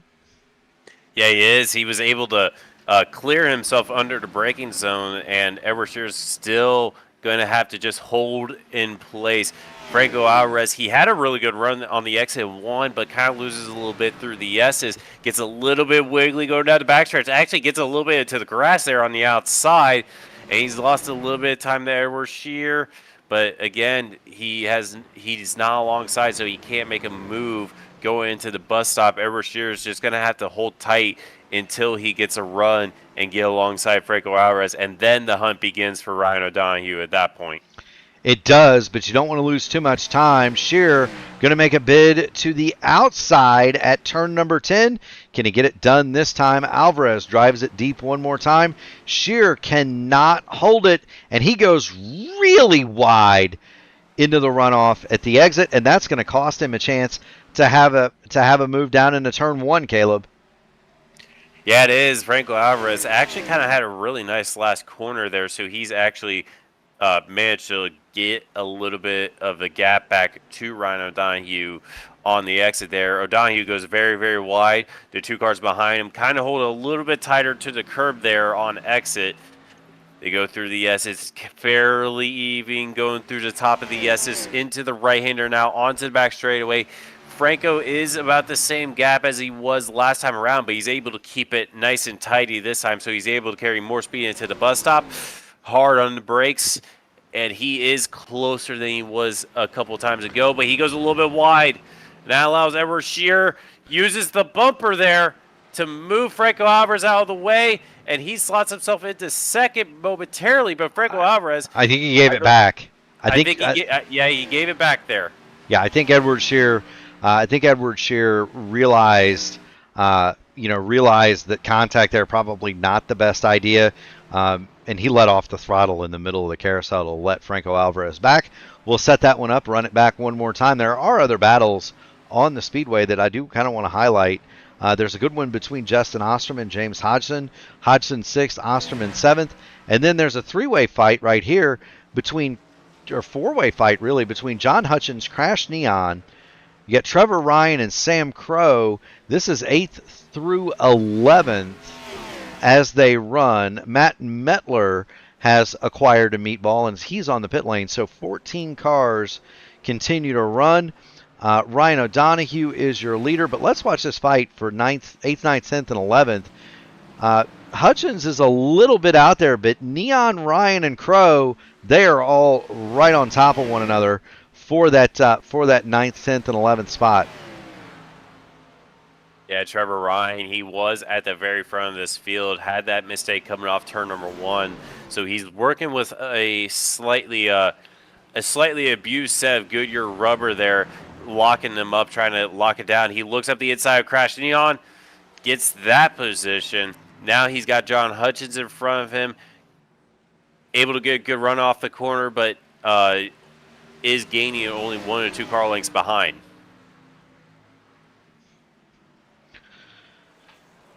Yes, he is. Now John Hutchins is under fire from Trevor Ryan, who has caught Hutchins rather rapidly. That was 0.7 of a second worth of a gap. It is now nothing. Let's flop back up to the front of the field because Franco Alvarez has now been passed by Edward Shear. And so Shear is going to start running down Ryan O'Donoghue. The problem for Edward Shear is he's got 10 laps on his tires. He's working his 10th lap on those tires. The other problem for Edward Shear is they've spotted Ryan O'Donoghue a 2.5 second lead. Yeah, and because of the fighting between Franco and Edward Shear, they've both kind of worn their tires more than they wanted to early on in this stint. We're only 12 laps into this stage here, and they still probably have at least another 10 to go before they even think about pitting. So they've kind of worn their tires more than they needed to. And it's probably on equal terms with Ryan O'Donoghue. So if they want to try to close that gap back up, they got to use their pace advantage and not have because they basically killed their tires fighting alongside all this time. Yeah, and that's a great point. Meanwhile, Greg Evans has navigated past Kendall Paul. So Greg Evans now runs along in the 4th spot, although Kendall Paul is going to throw it down the inside, or he thought about it, getting into turn 1, maybe a little bit of a wheel hop from the 78 there. But Greg Evans is now 4th. Mr. Excitement, Justin Osterman, has moved around James Hodgson. So Osterman 6th, Hodgson 7th. Trevor Ryan has gotten around John Hutchins. And just like that, there's a huge fight for Hutchins, for Hutchins' 10th spot. Sam Crow will make that move. We got there just in time to see it. Crash Neon is 11th. David Dunwoody is 12th. And those are the cars on the lead lap. Say Hey Lewis Hayes, 2 laps down. He is in 14th. Sean Roberts is a couple of laps down in 13th. And I'm looking at my timing and scoring, Caleb. Are Sean Roberts and Sean Roberts? They got into an incident through the S's and both have retired from the race. Well, let's see it.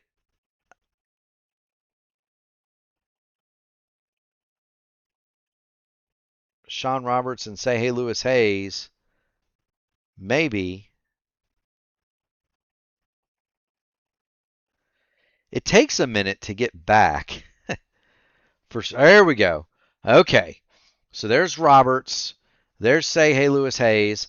They're at the S's. We've gone into the Wayback Machine, and here we are going to the top. And Say Hey Lewis Hayes, the back end kicks out. He's going to go around, and I bet you Sean Roberts has nowhere to go, Caleb.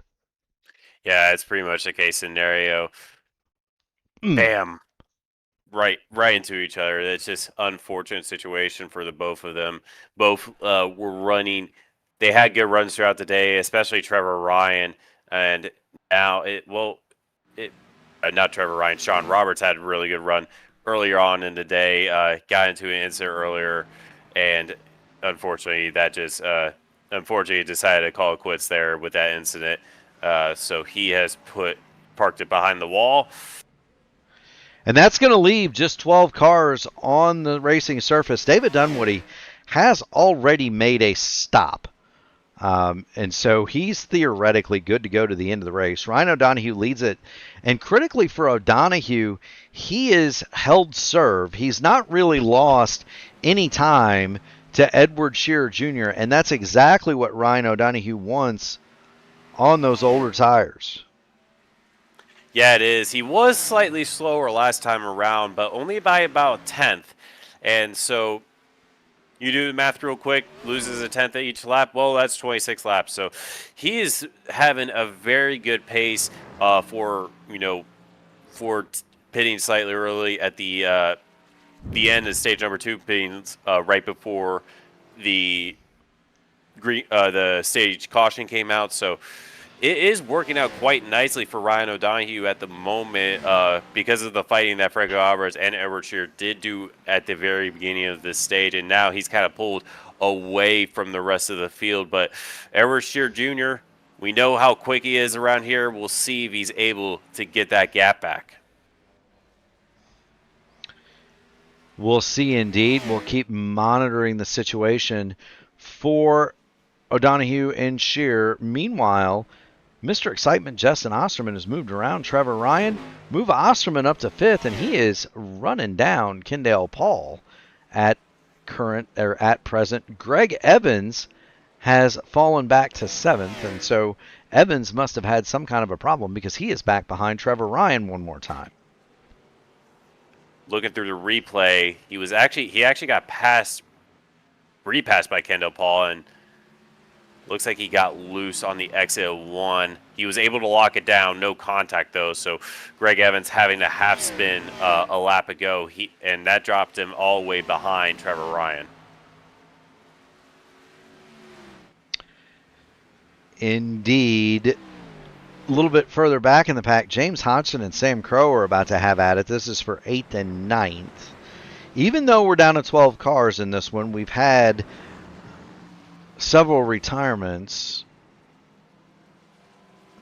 10 cars by my count are either on pit lane or have punched out. Brian Sharp remains in the session as the admin on duty. Matt Metler is trying to get his meatball repaired.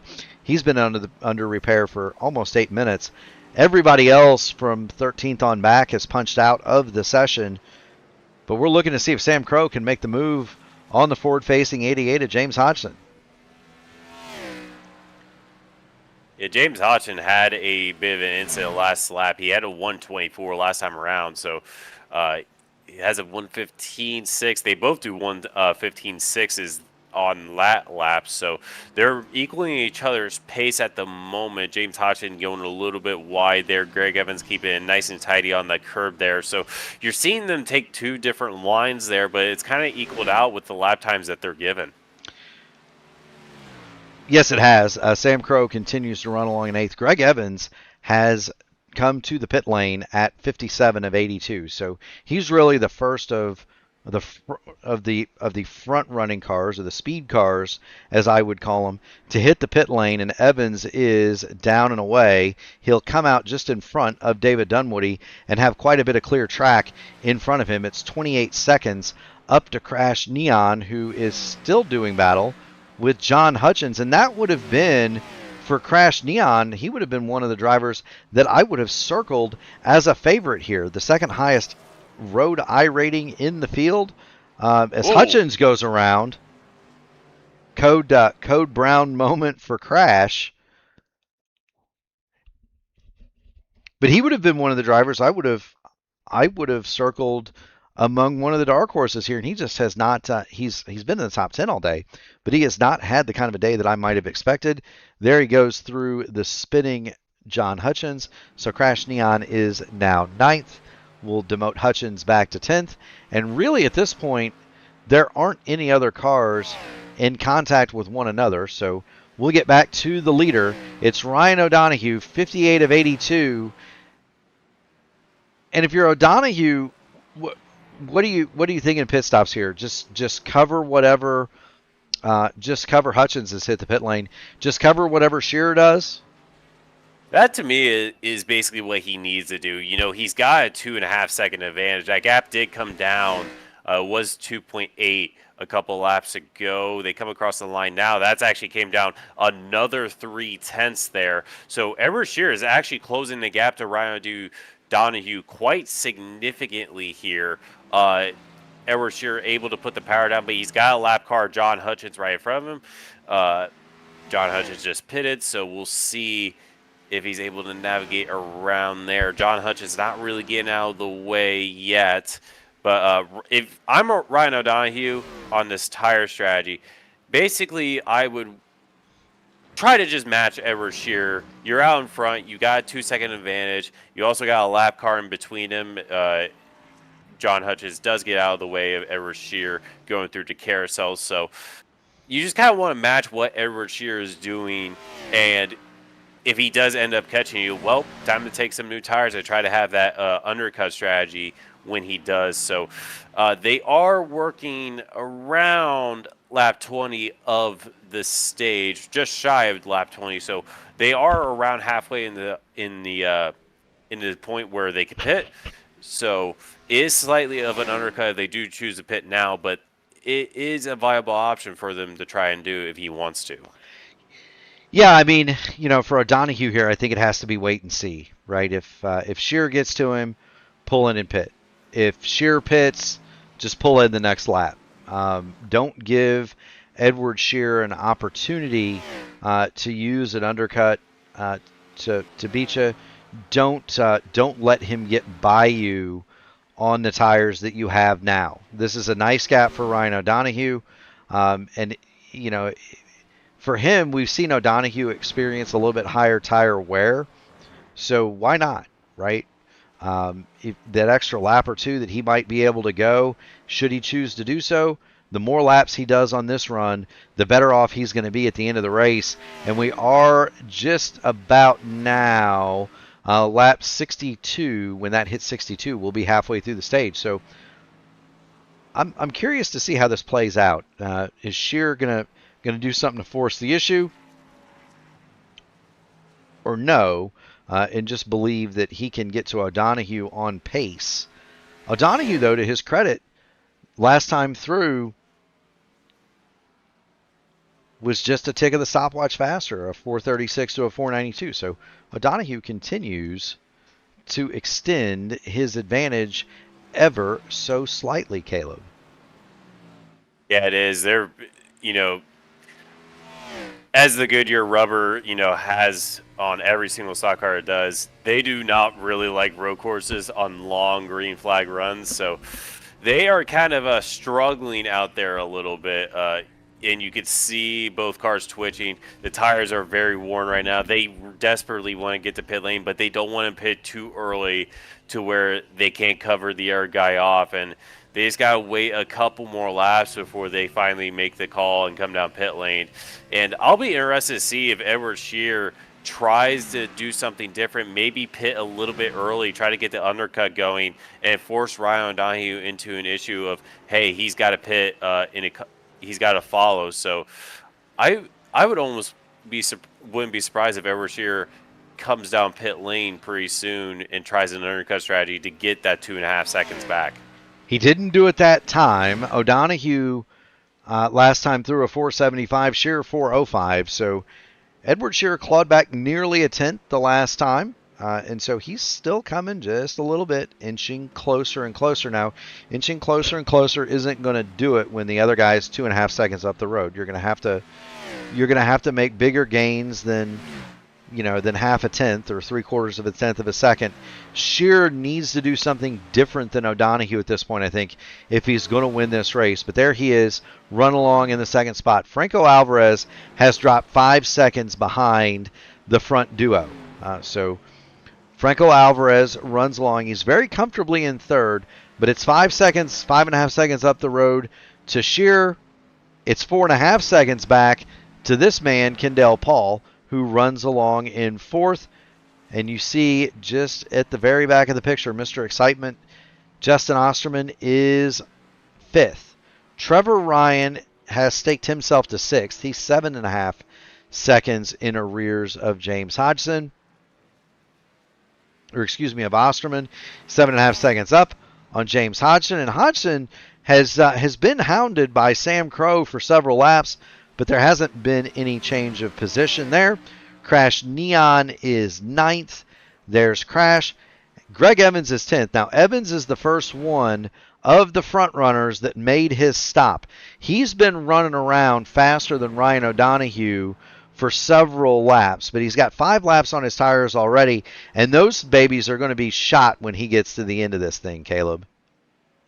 Yeah, it is, but he will possibly have the track advantage. We know Greg Evans has a lot of pace basically everywhere he goes. He does have a little bit of damage as well, but it seems like it's not really affecting him that much. But he's going to have slightly more worn tires, but he's going to have track position. We know he has the talent to defend in these road course type situations. We've seen it done here before. I believe he is the winner last time out we were here at Watkins. Yes, he was. So he knows how to win here. So possibly doing the undercut is going to work to his advantage because maybe he could put a pace on these newer set of tires while everybody else is out on the old stuff. Sam Crow just came to the pit lane and made his final stop. So Sam Crow back out just behind Greg Evans. The only other car on the lead lap is David Dunwoody, and there's Dunwoody in 11th, and we've got our first blinker. Edward Shearer Jr. has come to the pit lane. Edward Shearer Jr. on the pit lane, and so we'll see what this does for Ryan O'Donoghue, and we'll await O'Donoghue's decision on when he wants to pit or if he'd like to stay out. The difference in pace for O'Donoghue, raw pace-wise, is about a second. His fast lap, 1:13.361. His last time through, 1:14.352. So Ryan O'Donoghue would he's going to be at about a second and a lap disadvantage per lap should he not pit. But here he is. He's coming through turn 10 through 11, and it's going to be the moment of truth for Ryan O'Donoghue. Does he cover Edward Shearer Jr.? He does not. He's going to stay out one more time. Yeah, Edward Shearer is currently navigating the bus stop. Ryan O'Donoghue into the braking zone of turn 1. So it's about half a lap difference you lose here by pitting. So we'll see. That gap will come down because Edward Shearer just taking the fresher tires. So we'll see when O'Donoghue pits and having that fresh set of tires. He is quick over the short run. The long run, it seems like he's kind of quick over the long run as well, as you see in the third stage here. So we'll see if he's able to keep that pace on these very worn set of tires. Meanwhile, Edward Shearer basically has to do qualifying laps all the way to the end. He's got to push as hard as he wants to make this undercut work. Yeah, he's got to drive the wheels off of that Toyota.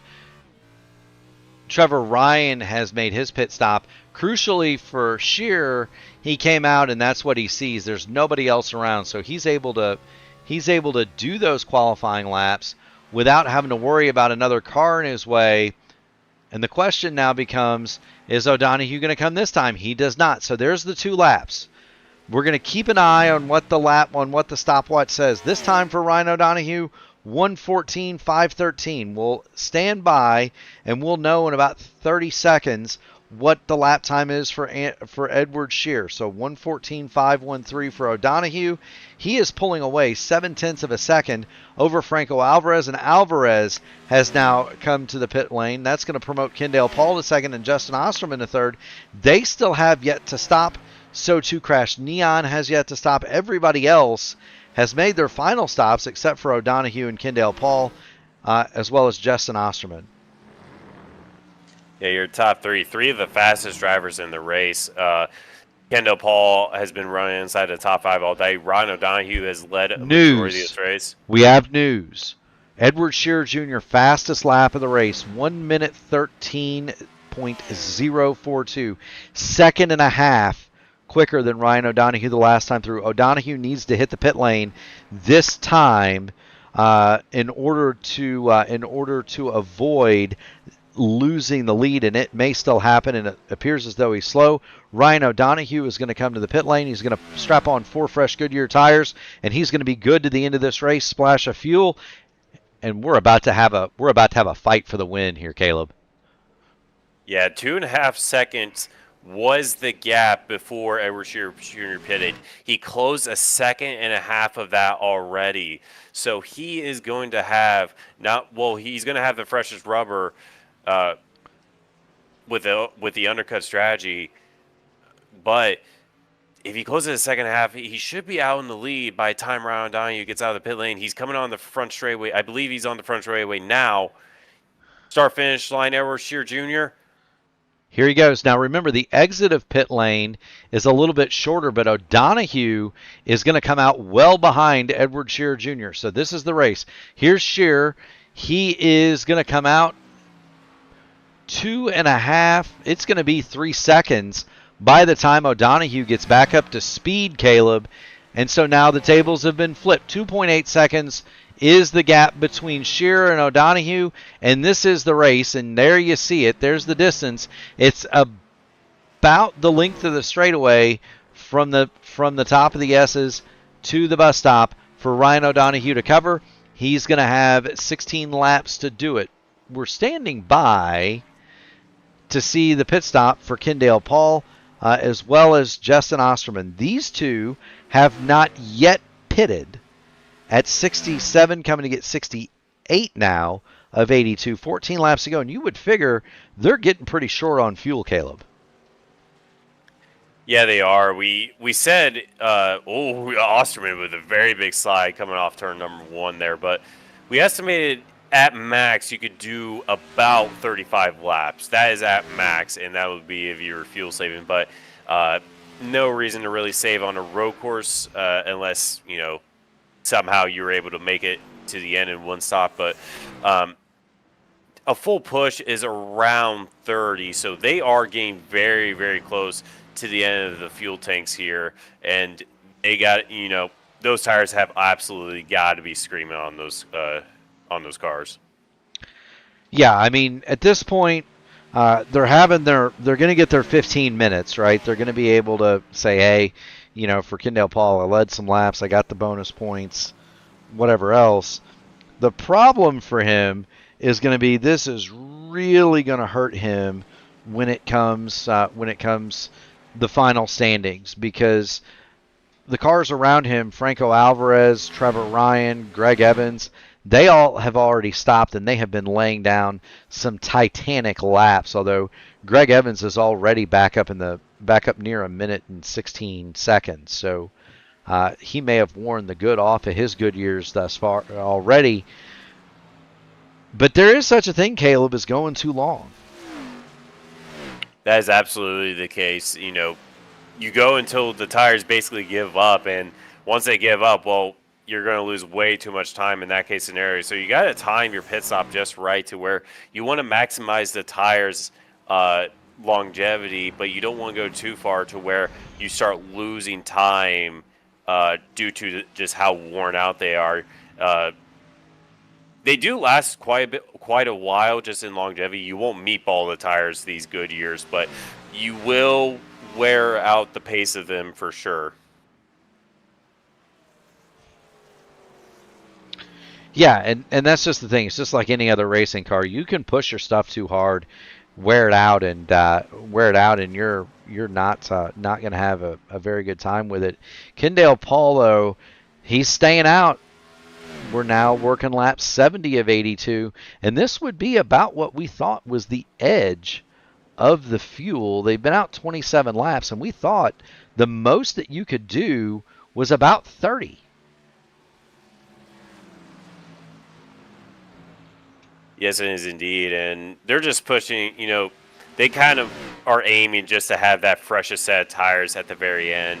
Lap 70, they're only going to do, well, they pit now only 12 laps, and basically they're just going to do 12 qualifying laps as fast as they can. So Kendall, he is actually running very, very quick for how worn those tires are. He's still doing 15.1s, and he's been fairly consistently doing 15.1s for quite a while now. So he is, they've fallen off the pace, but he hasn't really, dropped off over the last course of about 8 or 9 laps. He's been doing 15.1s, 15 flat. So we'll see if he comes this time by. You can usually kind of tell. The drivers will slow down a little bit on the entrance to turn number 11. Kendall rips right through one more time. 71 of 82, so 28 laps now for Kendall Paul, and the fuel has got to be getting light. But hey, he's out there. He enjoys essentially a 1.5-second lead over Justin Osterman, about 12 seconds over Edward Shearer Jr. If somehow Kendall Paul can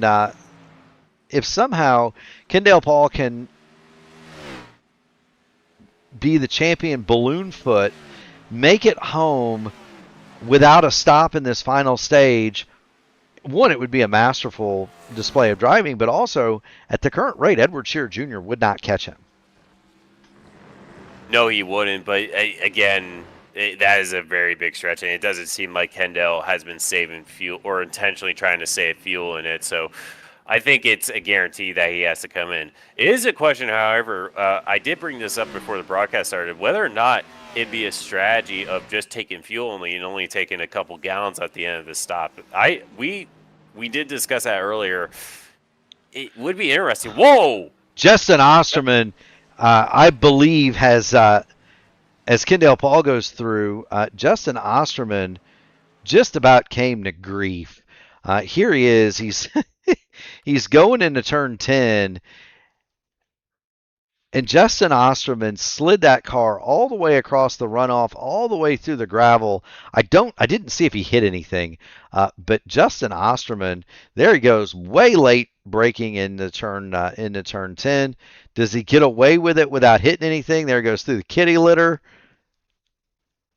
I think he's going to make it out of that without anything but losing some time. But Justin Osterman, big slide. But, let's kick that around a little bit. You would gain. Let's use Ryan O'Donohue as the example. 14.7 seconds for tires and whatever fuel he needed. You need what? 3 or 4 gallons? Maybe 3 or 4? Maybe 3 or 4 seconds. gallons. Maybe 3 or 4 gallons. So maybe 3 seconds of fuel get you home. That's 11 seconds. It's not going to win him the race. It's got a chance to put him on the podium here, depending on where he comes out in relationship to Franco Alvarez. He would finish no further back than 4th, probably, if he chose to do that. So, hey, why the heck not for Kendall Paul? Is it possible that he's going to either turn this into an economy run or just a splash and go? We've got 10 laps to figure this out. Yeah, it does. But the last time around for Kendall Paul was a 15.9, nearly a second off. I didn't see if he made a mistake on that lap, but he was running 15.1s very, very consistently and a 15.9. So his tires are probably gone here. So if he does choose not to take him, it'd be a gamble, but it'd be an interesting one to take. I'd be very interested to see takes tires here. Greg Evans has gotten back by Crash Neon. Neon had a problem. He's coming to the pit lane, actually. And so move Greg Evans back to 7th. Crash Neon went 30 laps. And that's the number that Kendall Paul is at. Crash Neon is taking tires. And so we await Kendall Paul on the pit lane. Did not come this time. He's going to go one more, Caleb. There's no way he makes it to the end here. It has to be too long. Well, let's ride on board and see. I can tell you he sounds awfully late and awful smooth on that throttle, Caleb. Yeah, he's being very, very smooth with the throttle here. We'll see if he does any lifting before the braking zone here going into the chicane. I'd say that was a lift. Wasn't as big as I was expecting if he's going for a fuel save, but he is, you can see just going through the carousel how much it doesn't want to turn in there. His tires are gone here, but he is pushing them as far as they can go. Braking about the 400, you could sometimes break at the 3 with a fresh set there. So he is massively, his tires are very hurt right now. They are, but he's going for another, Caleb. One more time, Kendall Paul around Watkins Glen. Is he going to be able to do what we would have thought would have been scientifically impossible and make it all the way to the end? Crash Neon is trying to unlap himself. Kendall Paul is not concerned with Crash Neon. Meanwhile, Ryan O'Donohue goes past Justin Osterman. O'Donohue is now within 1.8 seconds of Edward Shear. And so remember, that deficit was nearly 3 seconds when O'Donohue came off the pit lane. Ryan O'Donoghue has cut that in half, and he is continuing to reel in Edward Shear. But the story has to be, Kendall Paul, is he going to be able to stretch this all the way home? Yeah, he's got Crash Neon right in front of him. Crash coming right out of pit lane. So this will be slightly better for fuel mileage, just being in the draft a little bit. Oh, you see him miss the corner there. Those tires are very upset. Now he's coming down pit lane this time. Yeah, he can't go anymore. Kendall Paul is going to bring the Outland Custom Arms Archway Industrial Coatings machine down the pit lane. That's going to hand the lead back to Edward Shearer Jr. with Ryan O'Donoghue in hot pursuit. We would think Justin Osterman would also be coming in here. And now the question is, does he take tires or is it going to be fuel only? There's Franco Alvarez. Now he's got about 15 seconds back to Trevor Ryan. So does he take fuel or does he take tires? Fuel only. Gas only, 6.7 seconds. So where's he going to come out? He is still fourth, and he is going to be... Franco Alvarez. Yeah, he's going to be fourth, which is kind of where he was before, but he's going to have an 8-second cushion on Trevor Ryan with 7 laps to go. This man right here, Edward Shearer Jr., the man of the hour. He short-pitted Ryan O'Donoghue by 3 laps, staked himself to a 2-second lead, or excuse me, a 3-second lead. It's now down to 2. But he looks very comfortable out front there, Caleb. Yeah, he does. And Ryan O'Donoghue right behind. He is pushing his Chevrolet to the absolute limit. He lost nearly 8/10 that last time around there. So Ryan O'Donoghue is pushing that car to the absolute limit, but it seems like he's pushed his tires a little bit too hard in relation to Edward Shear. Yeah, and there you see Ryan O'Donoghue. You kind of might have caught it in the background on the last lap. He went very wide at turn 10.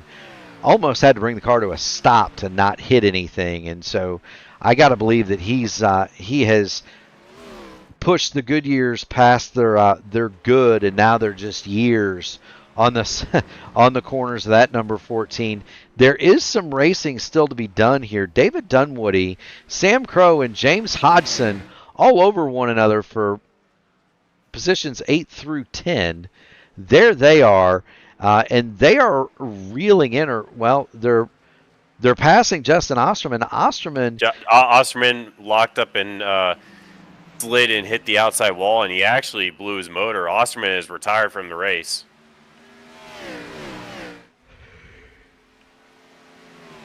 So there you have it.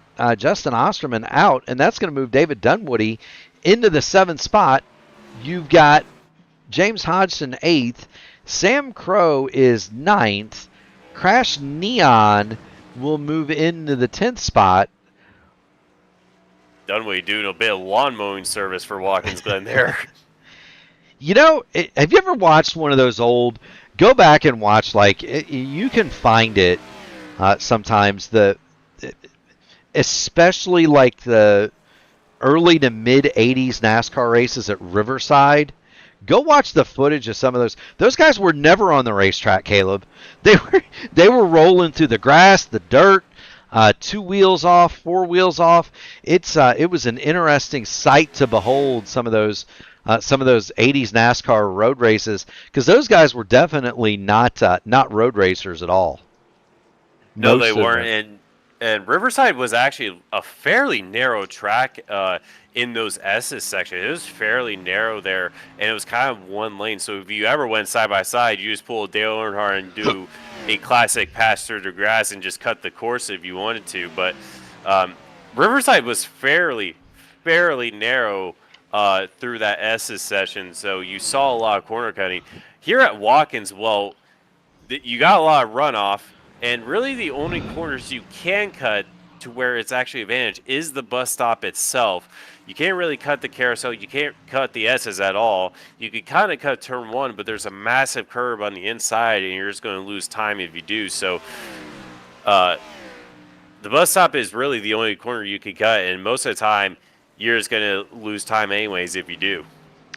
Yeah, and Colby Pierce chimed in. He said, "Who remembers the sand in turn 1 at the Glen?"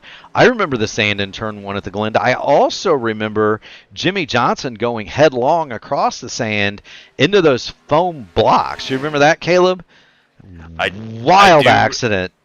Wild accident, and he came out unscathed. Stood on top of the car. Yes, he did. Kind of a precursor to the safer barriers. Back then, they didn't have the safer anywhere except at Indianapolis, and Jimmy John. That was what they used were stacks of tires and foam blocks, and Jimmy Johnson went down and hit those foam blocks. Foam goes everywhere. The car was buried. Jimmy gets out, stands on top of the race car. If I remember right, he took a bow.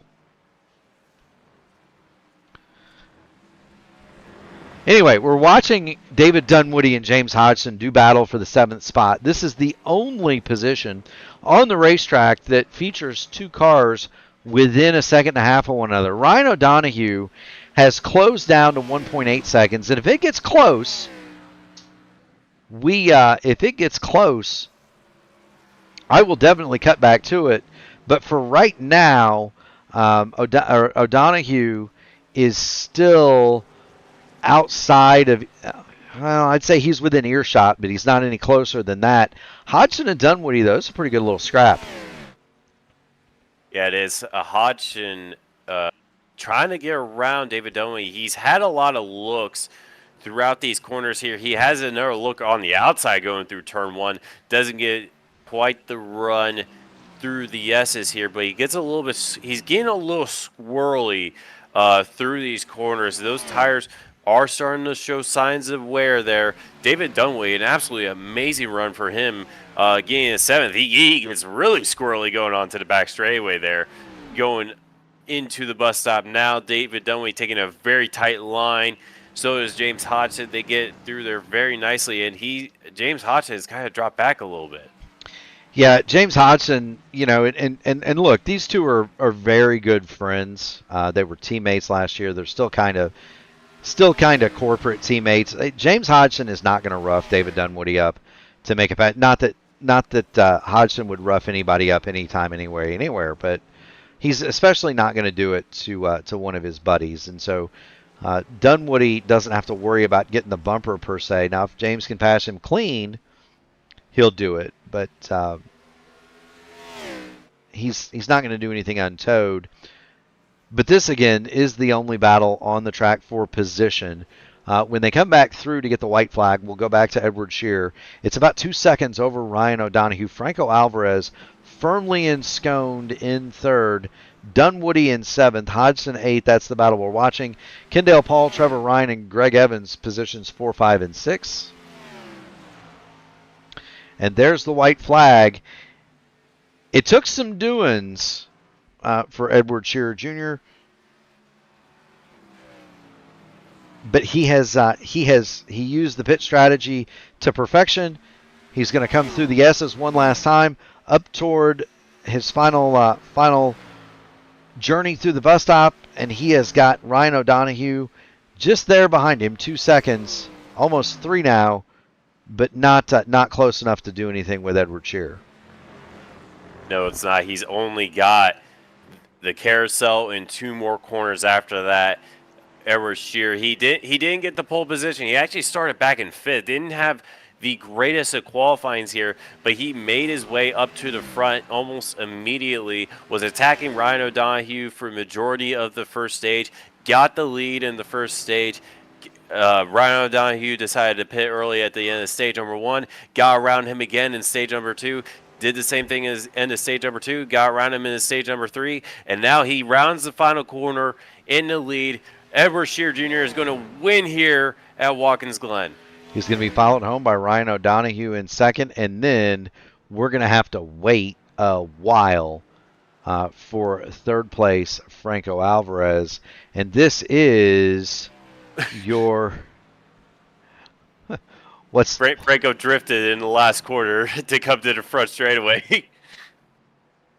Lighting up the tires there, Murph. Indeed, indeed. Ryan O'Donohue giving his congratulations to Edward Shearer Jr. This is your Rogue Energy winning moment. Go to rogueenergy.com and use promo code AMA24. You get 10% off of your order. This race tonight won by Edward Shearer. He did it in fine style. And not only that, Caleb, he led 37 of 83 laps. If I'm thinking right, he and O'Donohue led the balance. Kendall Paul led for a few, but he and Ryan O'Donohue led for most of the show. O'Donohue also 37 of 83 led, so maybe they'll split the point for the most laps led as Ryan's girlfriend chimes in. Had a chance to talk to her. She's a pretty handy modified driver in her own right, Caleb. Love to see it. Love to see that. In the sim. Yeah. If I ever run up against her, my goose is cooked.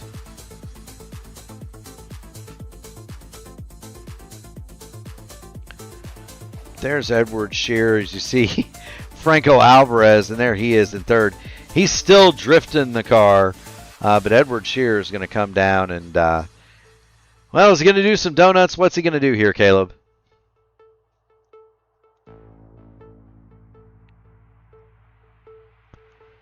You got to get the. There it is. There it is. You got to get the brake bias forward, though.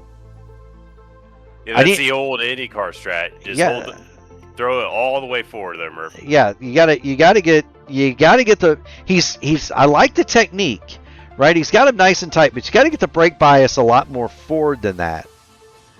And the problem is, in a stock car, you can really only move the bias forward. You can really only move it 3% with the knob. Yep, 3% in the stock cars there, Murph. Yeah, so he's not able to do the 100% like we do. Edward Shearer Jr., your winner, as he continues to celebrate. Ryan O'Donohue second. Franco Alvarez is a distant third. Kendall Paul, Trevor Ryan round out your top five. Greg Evans, David Dunwoody, James Hodgson, Sam Crow, and Crash Neon, the balance of the top 10. In 11th, John Hutchins, and he is the last finisher. Justin Osterman, 12th. Sean Roberts will be scored 13th, and Say Hey Lewis Hayes, 14th, and Matt Metler, 15th. Lee Campbell, Randy Dunlap, Brian Sharp, Christopher Logan, Joshua Siegfried round out the top 20. 21st, Donald Green and Mark Paget will be scored in 22nd.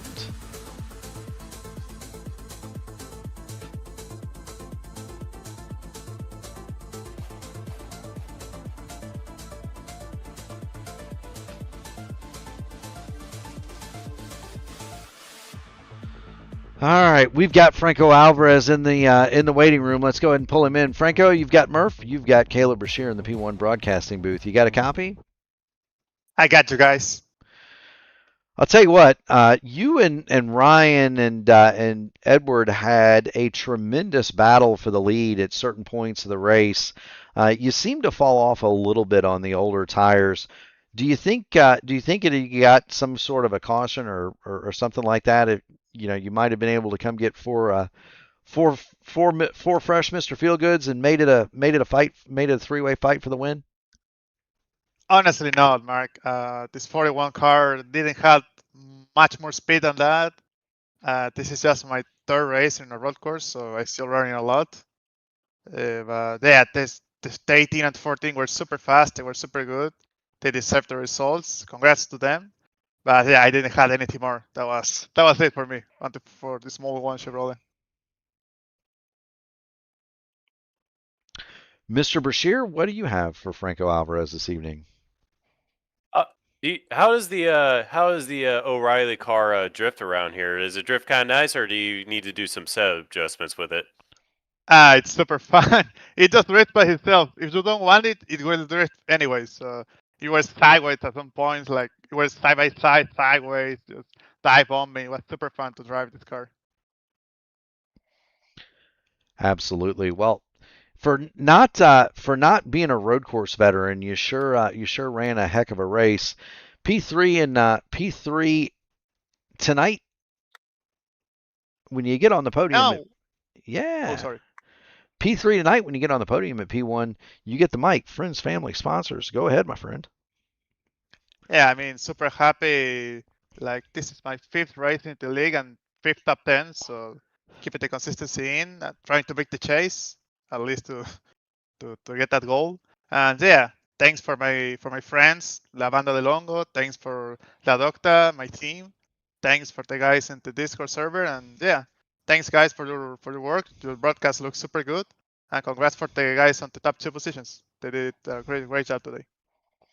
Absolutely. Well, thank you so much for joining us. Franco, keep going fast and having fun, buddy. We'll see you at the next one. Thank you guys. Absolutely. Franco Alvarez will finish 3rd tonight. For 2nd place, It was weird gearing there. We'll bring in Ryan O'Donohue. Ryan, you've got Murph, you've got Caleb in the P1 broadcasting booth. You had Bridget in the chat supporting you, but Okay. it's would it have been better if we'd had her in a modified around here? It's just she's taking to it. She's figuring some stuff out, kicking me out of the seat to go try things. So Very good. Well, talk to us about your run. You seem to have the better of it on the short runs. Was Edward just too strong once the tires started to fall away? yeah, I think so. I usually use these even on a road course, the first, second stage to try and test some things. Just go right, or see what you got for the remainder of that 3rd stage when you do get there. And I tried taking off, and that didn't quite work. And we were just talking in here. I had 2 left feet to the bus stop the first 2 stages, and then I realized where they were both beating me was in 9 on the entry of 9, and I couldn't figure that out the whole race. I didn't know what to do differently there. I tried a couple things, so I almost went off, and I just didn't want to make any mistakes. And 3rd stage, we definitely found our rhythm through the bus stop and made up some time there, and shorten the stages was kind of. I felt Edward was definitely faster overall, no matter what I did. So I think trying to flip the stages there and just be the leader, right, and make those 2 race each other and pass me was kind of the best bet. And then the last stage there was the pit stop was a big question mark for me, especially because I shorted that stage, so I was a little short on fuel. I was gonna try and go fuel only, and then he came down pit road, I don't know, 5 laps before me, and it was just going to eat up way too much of my time. It wasn't worth trying to go fuel only because the pit stop wasn't going to be short enough, right? So, good run though. I'm not mad about it. It's hard to be mad about a podium finish. Caleb, what do you have for Ryan this evening? I really don't have too much for you here. I guess the next we got to look forward to going back to some normal racing next week at Dover, kind of a mixture of a short track and a speedway. What is your take on next week for Dover? Hey, this is normal to me. I love road courses, man. No, Dover's quick, right? I think that's where we're headed, Dover. Yes, it is. Yeah, Dover's just hammer down, but you also got to save that right front, right? I have meatballed right front tires there before, and I would definitely try not to do that. Pace is really quick. There's not a lot of room for error off of 2, and just thinking of all those little things that come with Dover, getting on a pit road and just hitting all your marks the whole race. And I think we usually run pretty good there. We'll see how we make out. Absolutely. Well, I tell you what, Ryan, heck of a run for you tonight. Thank you so much for dropping in, stopping by. As always, friends, family, sponsors, shout them out. The floor is yours. Yeah, shout out Edward for a great run, and Franco too. We had a good little battle up there, kind of crossing each other over and racing hard but clean. And then they made a little contact and they talked it out, and that was good to see. But girlfriend, like always, I know she's in the chat watching. We'll do we'll do like a celebrity race here one day. We'll pop everybody in and have a little practice session with all the wives. It'd be fun. I don't know if you want Yeah. to. I don't know if you want to race with my wife in it. She'd probably be driving the wrong way. Left, we'll do a figure 8. left blinker on the whole time in the fast lane, right? Yeah. She'd probably pull over for Starbucks about halfway. You know what I mean? It'd be an interesting time. Go ahead. I'm sorry I Yeah. interrupted you. No, it's good. All my DVD Motorsports guys. I think everybody. Sam disconnected. I think Lewis got into one. Greg had some damage. Tough night for the rest of the guys. So I'd like to see them up here on the podium. Greg's usually quicker. I think he won last year. So, but glad everybody made it out unscathed. We all finished and collected some points for ourselves, and just for John, thinking about John as always, and Charles was watching, so shout out to them and doing it all for John Vanbrella. So whenever we're up here, it's a good feeling be able to mention him. And got High Torque New York on a car for the New York race. Anthony Knighton and all the High Torque guys. Hopefully we can send this clip to him and so you can see their paint scheme here. And Master Tools Supply, Heatwave Visual, 80 Kick Harding, Sim Magic, Simshop, AMA, Kendale, all the admins and everybody that puts work into this league and makes it what it is. All their sponsors, Archway Industrial Coatings, Outland Custom Armors, Black Magic Studio, Track Racer, Rogue Energy Admin Box. And as always, you guys in the booth, Caleb, Mark, P1 Broadcasting puts on a heck of a show, and look forward to watching this one back. Looks like it was exciting for a little while there. It was a pretty good show, all things considered, Ryan. We appreciate you stopping by. Keep going fast and having fun, buddy. We'll see you at the next one. Hey, guys. Take care. I'll see you tomorrow. Absolutely. That's Ryan O'Donohue. He is your second place finisher. And for the winner, we're going to bring up Edward Shearer Jr. Edward, you've got Murph and you've got Caleb Brashear in the P1 Broadcasting booth. You hear us? Yeah, I hear you, boys. Well, I'll tell you what, doesn't get much better than that. You have a duel with Ryan O'Donohue, one of the series stalwarts. You come out the winner. How was it out there? How was it out there for you?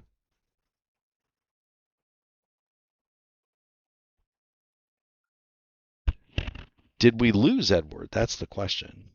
Place is rough. I mean, especially on drivers and sim racers and stuff. But I mean, I was just trying to hit my marks every lap I could, and Ryan just had something in that last run I just could not get that I had the first two, and it was just I had to play something different. So I had a buddy of mine in my ear, and he was telling me, he's like, maybe we could just try flipping it to like how the stages work, because the stages were like 20 laps a piece. I'm like, okay. I mean, because we were really good on the long run, so I figured, I'm like, okay, if I could just get to that long run, like towards the end there, and I could just hold them off, I mean, I think I'd be good. And luckily, with how I was able to keep consistent lap times and a little bit of traffic help, I think helped a lot. I think also him pushing it as hard as he could to catch up, I think, that basically was the dagger in the end for me. So just appreciate, how everybody races clean here. I mean, I've only been here for 2 races, and I mean, winning both your starts, I mean, it's pretty cool, but I just more appreciate the racing in general from everybody here.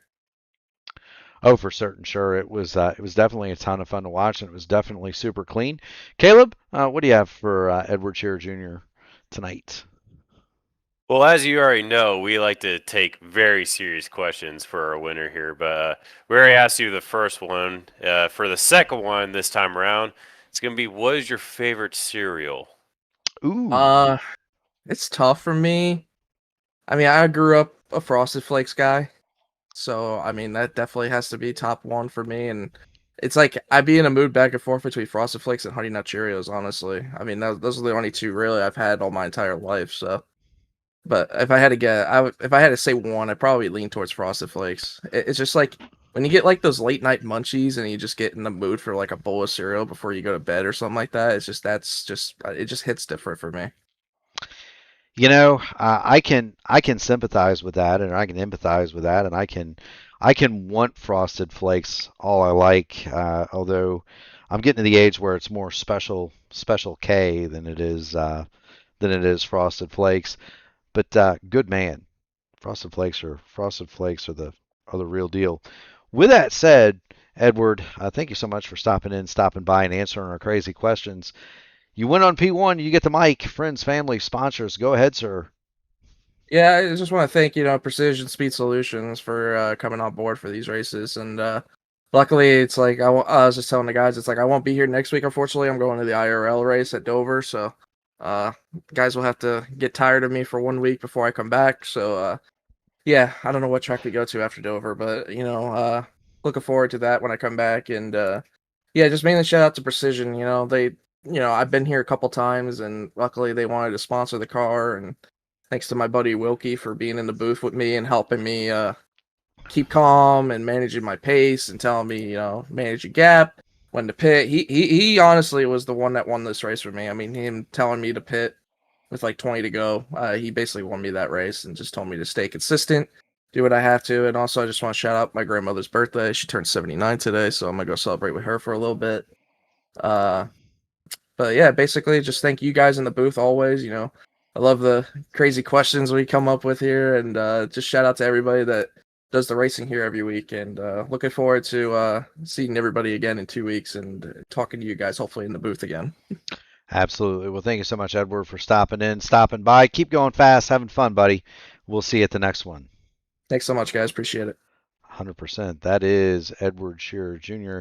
He is the winner tonight. And Caleb, that was fun, man. That was a ton of fun to watch him and Ryan O'Donoghue go at it like that. You didn't really know what the race was going to turn out like until the final pit stop. No, you didn't, and it ultimately proved to be the undercut strategy working out for Edward there. That's what made the difference, and I was actually kind of surprised how well O'Donoghue, with having the slightly older tires, was able to keep up in that third stage at the very in the first portion of that stint. But it just ultimately proved that the undercut was the preferred strategy there. So, and it was a very good battle. We had a very good battle in the first stage. It kind of got separated a little bit in the second stage, but we had good battles in the midfield. And in the third stage, it was very interesting to see how the strategies were all going to work out. And not only that, there was a brief moment where we thought Kendall Paul was somehow going to fuel save to the end of the stage. So, it was a very interesting race, I will say. It most certainly was. And if you want interesting racing, you better keep it right here on P1. Ring the bell, subscribe to the channel. It's Indy Week. Friday, tomorrow, starts it all. It is the 2026 iRacing IndyCar iRacing Series presented by 4D Racewear. 4 in the afternoon, a special presentation for Friday afternoon for the IndyCar iRacing Series presented by 4D Racewear from the Indianapolis Road Course. We're going to be back here tomorrow night, Caleb and I, for the AMA Archway Industrial Coatings Truck Series at 8:20. That's an 8:20 pre-race, 8:35 start right here on P1. And then one of the biggest shows that we've ever had here on P1, the opening split of the 2026 fixed Indianapolis 500.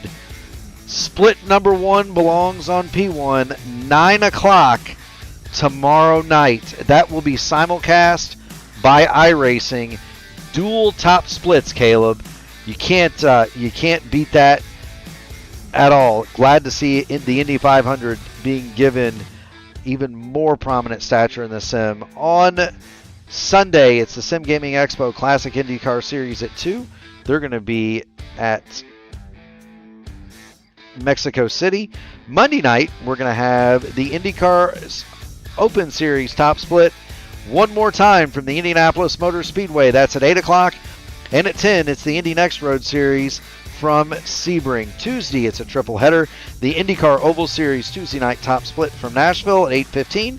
9:30, the Indy Next Oval Series Tuesday night top split from North Wilkesboro. And the Area 51 IndyCar Series Indianapolis 500K is going to happen at 9:30. We're going to be off on Wednesday. That's going to bring us right back here to the AMA Outland Custom Arms Grand National Series from Dover. 8:20 p.m. pre-race, 8:35 race start. Do want to thank all of the drivers on the track, all of the fans in the stands for making this what it is and for allowing us to have all of the fun that we have. But we really want to thank the people that really make it possible. The military, the police, the firemen, the EMTs driving the ambulance, and Caleb, the nurse that unloads you when you get there. From all of us at P1 and from the bottom of our hearts, we thank you all. We'll see you tomorrow for a special, special night on P1. Good night, everybody.